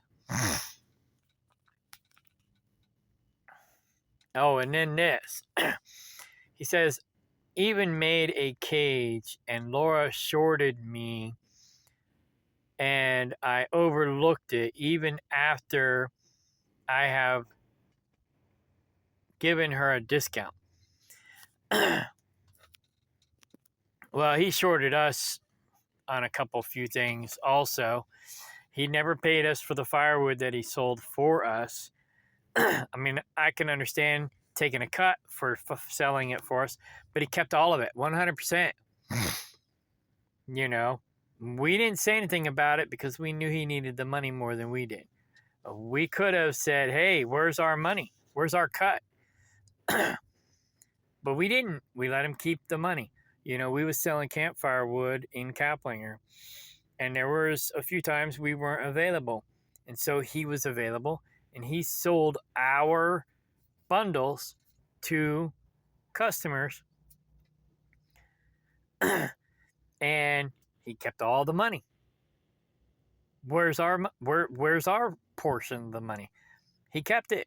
So he shorted us, and I don't know if Laura actually shorted him. She claims she paid him. I don't know. But you know, he also overcharged for it. So, oh, real quick, he also shorted me.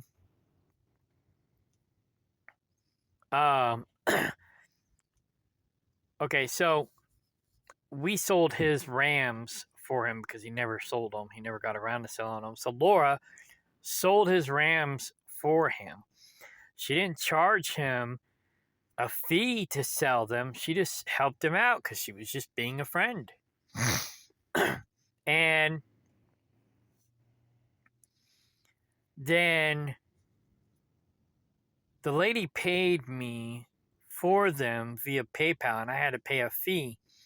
And John basically didn't pay me back for the fee, so I had to eat the fee. So he technically shorted me $12 for the transaction fee to sell his sheep. I mean, yeah, his Rams. And then, of course, you know, he accused us of having astronomical prices. His fee to deliver the Rams to the lady were twice my fees. And so she went with my fees because my normal rate is only, well, actually, my normal rate's $1.25 a mile. But I gave it to her for $1 a mile because she was Laura's friend. John wanted over $2 a mile to deliver the sheep. Round trip. And I only charged $1 a mile round trip. So she paid me instead of him. But he claims I have astronomical fees. We have astronomical fees. Yeah.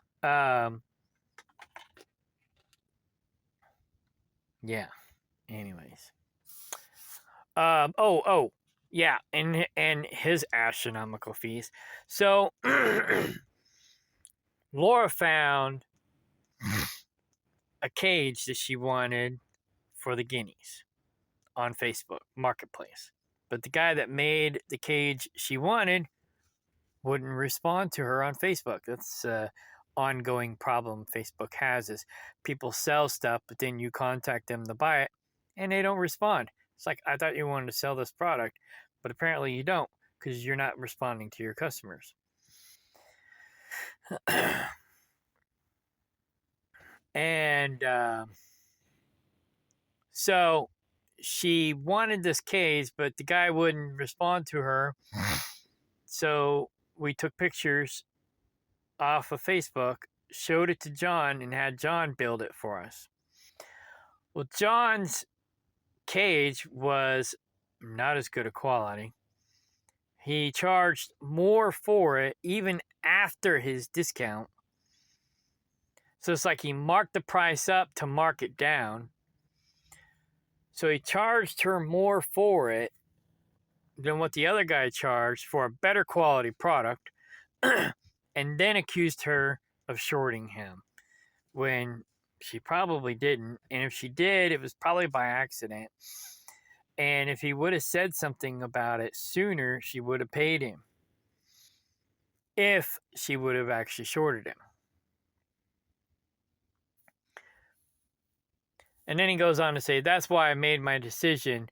I almost felt sorry for David Ray after seeing how you do if I didn't know him so well.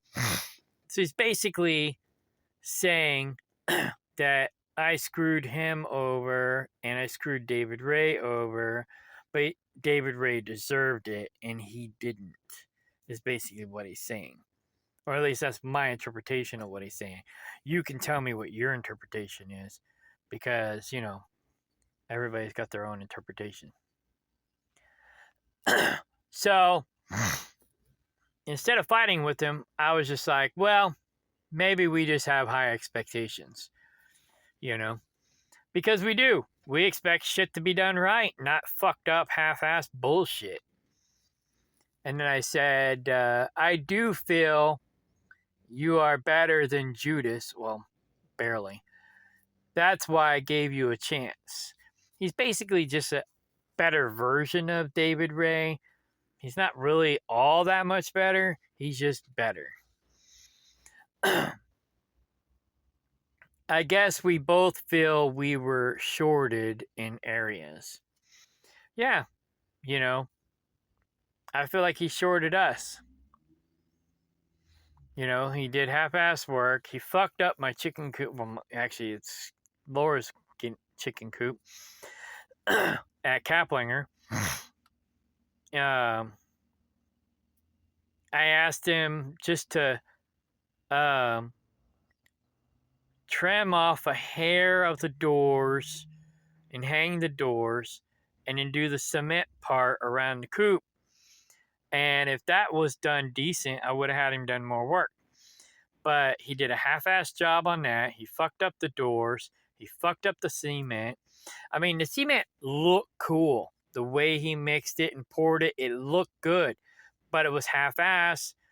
There was still a 2-inch gap underneath the bottom, so snakes could have got in. The baby guineas could have got out. It's like, dude, I told you I needed it all the way up to the 2x4s, all the way up to the base of the building, because I had it up on blocks and bricks and I had rocks around. And I wanted it all the way to the top. And there was a 2-inch gap there. And it's like, it was incomplete. And he said, oh, I'm done. I was like, you're not done. It's not complete. And then he fucked up the doors and I had to go, well, part of it can't be fixed. And anyways, he just did a fucked up, shitty ass job. So I ended up building the run on the coop myself. I was going to hire him. She was going to hire him. But I was like, nah, fuck that. I don't want it done all fucked up, half-assed bullshit. So I did it myself. And it's beautiful. It's not perfect. But it's like 10 times better than what he would have done. Somebody else, like my dad, maybe even my brother, would have done a better job. But I did a lot better job than John would have done, for sure. So anyways, he says, it has happened before. Oh, wait a minute. So let's see here. Maybe if we talked it out before, things would have not gotten to this point. Sorry it got to this point.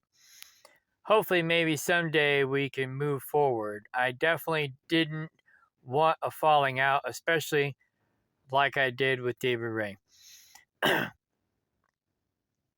It's probably best we don't work together in the future.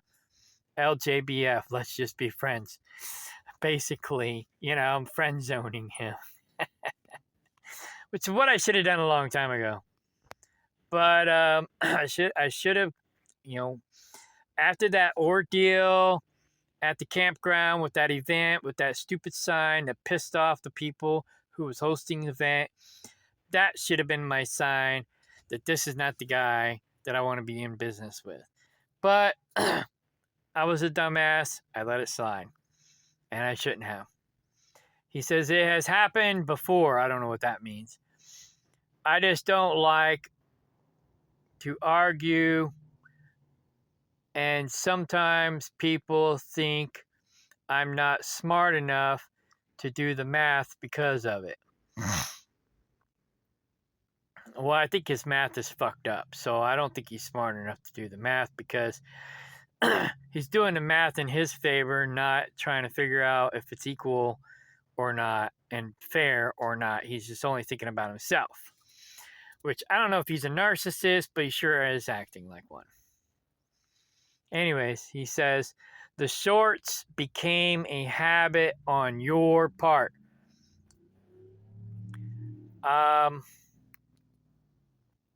I said, I can't think of anywhere where I purposely shorted him. I feel like I overpaid him and overhired him because other people were actually pissed off at me for hiring him and for paying him as much as I did because I knew he needed the money.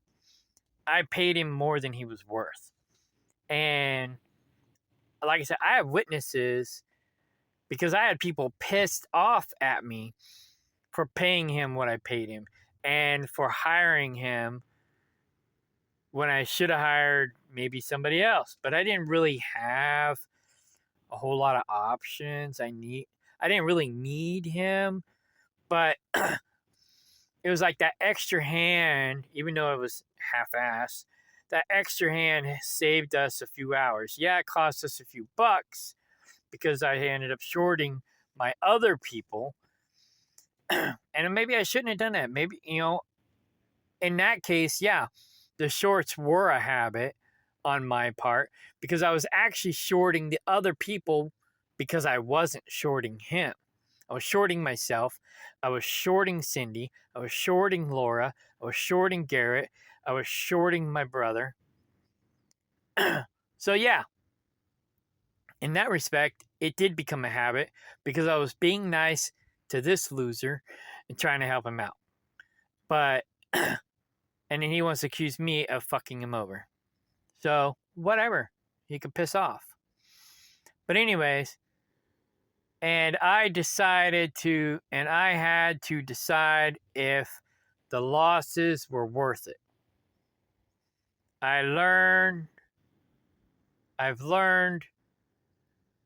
and I'm willing to move on. Well, that's fine. Like I said, he needed us, and he still needs us more than we need him. I didn't really need the tree job. I did it because John wanted me to do it. Laura wanted me to do it. Mark wanted me to do it. I didn't really want to do it. But once I was committed, I was committed. So I'm still doing it, sorta. I'm just kind of putting it on the back burner as a side hustle. I really don't give a fuck about the tree job. I did. I was trying my best. Well, maybe not my best. I probably could have done better. But I tried. And I failed. I couldn't make enough money off the tree jobs because people weren't willing to pay what we needed to make in order to make good money. Like I said, that lady that he was talking about where he only made that $200 from that $600 job. There was another job she wanted me to do, raking leaves and acorns and sweet gum seed ball thingies. And her land was like 2/3 of an acre that we had to rake. And part of it was fenced in, so we had to, rake in there as well. Rake everything up and haul it off. And my original price I was gonna bid was like $1,200 because that was like the average price. I looked online for the highest and the lowest, took the average, and I was gonna go with that. But I was like, that's $1,200. She can't afford that. She's not gonna pay that. So I cut that in half. Originally I was gonna do 6 cents per square foot. And I was like, no, that's not gonna fly. So I underbid the job probably at 3 cents per square foot. Well, the minimum was 2 cents per square foot. So I basically gave her just above minimum. And it was a lot of leaves and stuff. And there was a tree down that I was going to cut up as well and get rid of it. She probably couldn't see it because it was over the hump in the backyard. So it was in the very back part of the yard. So we could have just chopped it up, pushed it off into the woods, and nobody would have been the wiser. But it still would have been work, right? So I was going to charge her 3 cents a square foot to do the whole yard, break everything up, bag everything, and haul it off. Chop up that tree, throw it in the woods, maybe throw it on a trailer, whatever. And boom. But she was like, that's too much. And she's like, I can't believe you make $600 a day. And I'm like, I don't make $600 a day. That's for my crew. That's a crew of 3 people.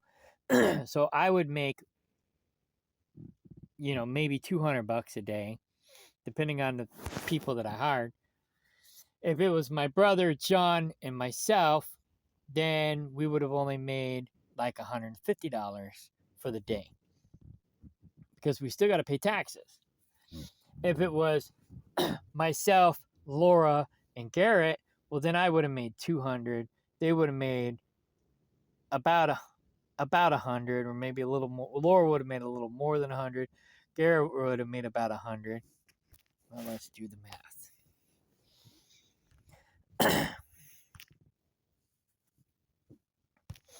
600. If I counted Garrett and Laura as 2 people, divided by 2.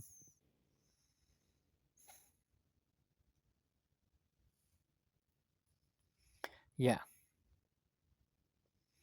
Divided by 3. Yeah, I would have made 200. Okay. So then, because it's a ground crew job, not a climbing job, so I would have only made double instead of triple. Then, of course, technically, I probably still would have had the money, because taxes, insurance, blah blah blah, plus all the other expenses. So, but anyways, we'll go with 200 for now.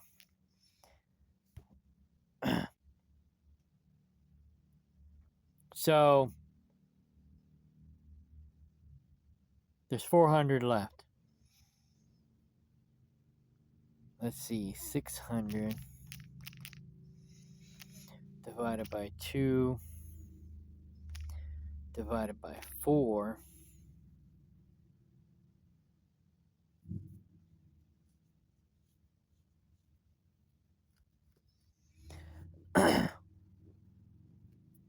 Technically, Laura should have only made, if we got the job, 75. But I probably would have paid her more. I probably would have paid her like, I don't know. It's only raking and bagging leaves. So I probably would have paid her 150. So I would have made 200. She would have made $150. All right. So then 600 divided by 2 divided by 5 equals times 2. And I probably would have paid Garrett 120 bucks. Depends on how hard he worked, because sometimes he's lazy, sometimes he works hard. So if he was lazy, I wouldn't have paid him, 100 or 120. I would have paid him half that, 60, 50, 50 to 60 bucks, maybe 75 tops. It just depends on how lazy he was. But say I paid him, let's say 100, because I probably wouldn't pay him 120. Laura usually works harder than Garrett does. So 200 plus 150 plus 100. That's 450 bucks minus 600. Basically, only 150 would have went to taxes and insurance after a full day's work. Laura on her job makes just as much money as I do. she makes about $30 an hour times 8 hours. She makes about $250 a day.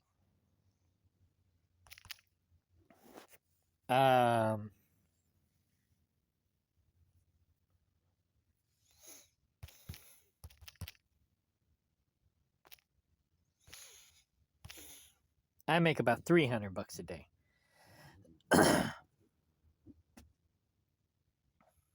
That's why I work 6 days a week. Because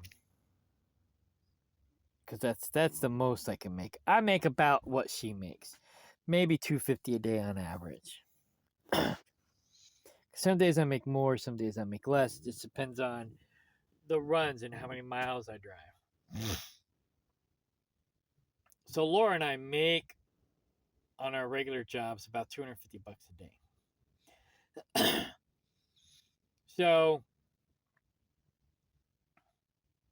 if we did that job, we both would have basically worked harder for the money and made less money. Because that's all we can get out of that job. If we could even get that much, because she wouldn't pay it. So we didn't get the job. If I charged less, we would have made less, obviously. And the job wouldn't have been worth it. And then everybody would be mad at me because I didn't bid high enough on the job. But the customer won't pay more. So what am I going to do? You can't make everybody happy. You just can't do it. So, I don't know. I think I'm just going to stick to my JOB. Make my $250 a day. Put as much money into dividend stocks as possible. Get my dividends up. And then I won't have to deal with people. I mean, like, fuck you. I ain't got to deal with nobody. I just... whatever. Do whatever the fuck I want. And just... do my farm. I can pretty much do everything I need done on the land myself. There's a few things I need help with, but for the most part, I can do 90% of it all by myself if I had more time. So, like I said, once I get my dividends up, then I can just spend my whole day on the farm and I won't have to deal with nobody. I just deal with my animals, and that's it. So, we'll say 250. Well, with inflation, we'll stick with the 300. 300 a day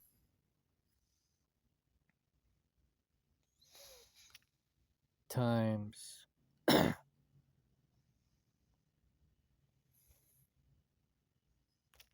5.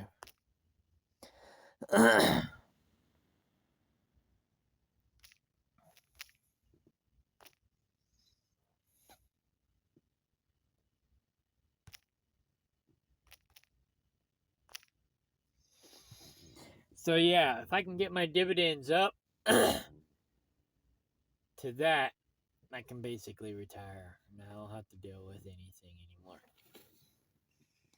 Unfortunately, I'm only at 200. But 200, I'm almost at 200. I'm at 150. So I'm focusing on doubling my dividends, at a time. So times 2, times 2, times 2, times 2, times 2.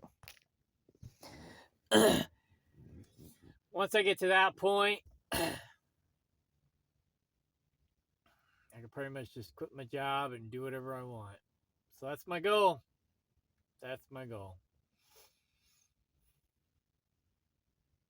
Anyway. Yeah, I'm selling off all my domain names, so if anybody wants some of my domain names, they're for sale. Let me know. I'm just gonna stick to raising sheep and goats. Laura's gonna do the pigs and the fowl. And when I have more time, I'll do aromatherapy. But I don't know. I may not even do that anymore. I might just raise the goats when they're old enough to take to the sale barn. Sheep and goats. When they're old enough to take to the sale barn, take them to the sale barn, sell them. Keep what I want to keep to eat. And that's it. Call it good. Then I won't have to deal with people. I don't have to worry about selling shit. Just take it to the sale barn. Fuck it. Anyways.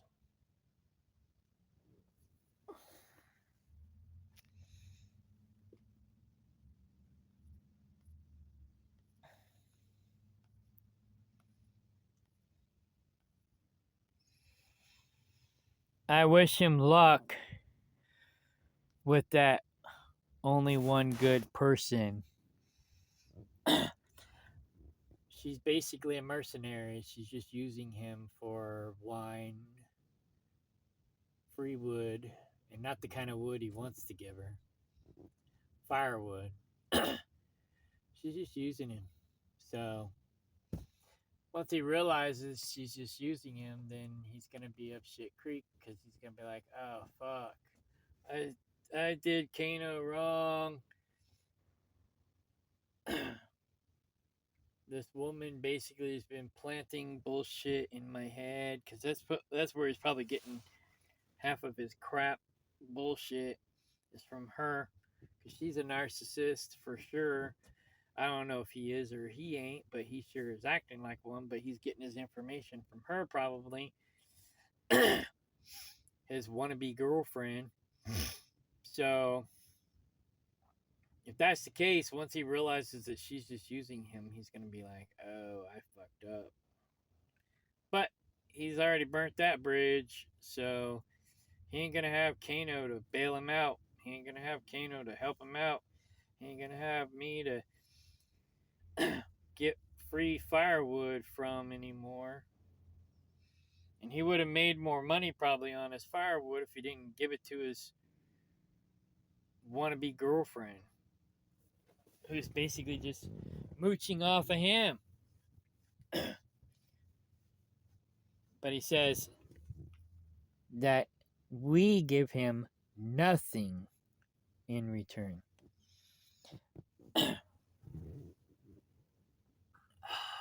In the previous video I pretty much listed off 90% of the things that we did for him.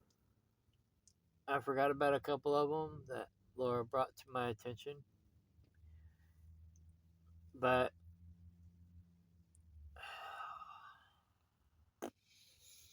yeah, pretty much the whole crew wanted me to get rid of him. Nobody really liked him. Well, I take that back. Laura liked him. Until this mess. Until she caught him talking trash on us. Then the gloves came off. So that's where we are. The gloves are off. All right, good night.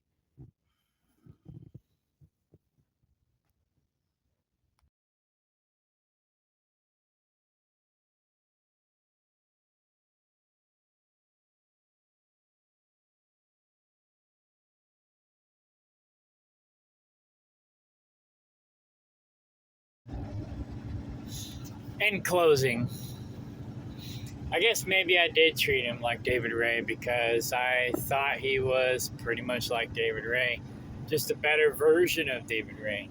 So, but David Ray was almost like my best friend. I mean, David Ray used to go around telling me or other people that I was his best friend, even though he didn't really act like my best friend. He acted like Joe Chrisman was his best friend. So he was probably just placating me and friendship bombing me, as they would say, love bombing. In romantic relationships, he was friendship bombing me.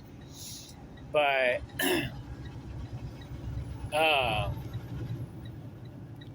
anyway, you know, he basically was probably a worthless eater just like David Ray, but a better version. Like I always said he was a better version of David Ray. So, maybe subconsciously I did treat him like David Ray.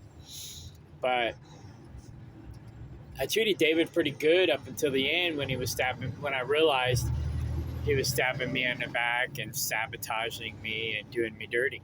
So, I treated John pretty good, actually, like I did David Ray. Half a mile. Take exit 222A So, on the right onto I-435 toward I-435. but David Ray turned out to be a narcissist, and John's probably a narcissist too. So maybe he's more like David Ray than I actually thought he was. So next time I run into somebody who reminds me of David Ray or John, I should avoid them. In fact, I've come to the conclusion that my brother should be my HR department, because he should be the one in charge of screening all my people, because he has better discernment when it comes to people, where my judgment sucks usually. So, yeah, from now on, everybody has to go through my brother. Otherwise, I ain't got nothing to do with them. Or very little. Alright, I guess that's it.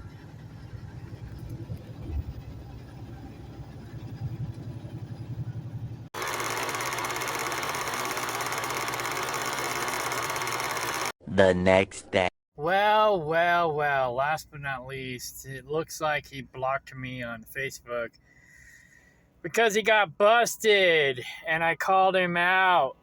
So because I called him out and I busted him for talking trash on us on Facebook, he blocked me, so I can't see him talking trash on me in the future.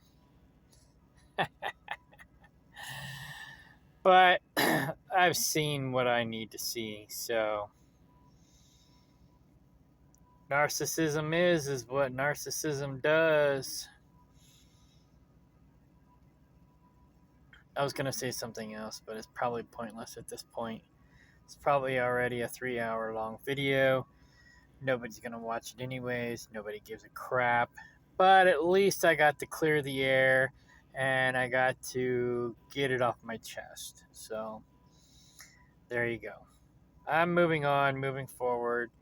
He needed us more than we needed him. It was just a big disappointment. We trusted him. We thought he was cool. And then basically, he was never really our friend. He just used us. And when he couldn't use us anymore, he basically discarded us. Someone said one time to me that narcissists see you as an object, not a person. So basically, we're like a vacuum. Like all of his other equipment that he doesn't take very good care of. He just uses and abuses it until it's no good anymore, and then he discards it. He just uses and abuses people. That's what narcissists do. Until he can't use you anymore, and then he discards you. So there you go. That's what narcissists do, and that's pretty much what he's done. He can't use us anymore, so he's discarding us. We're trash. So that's okay. We don't need him anyway.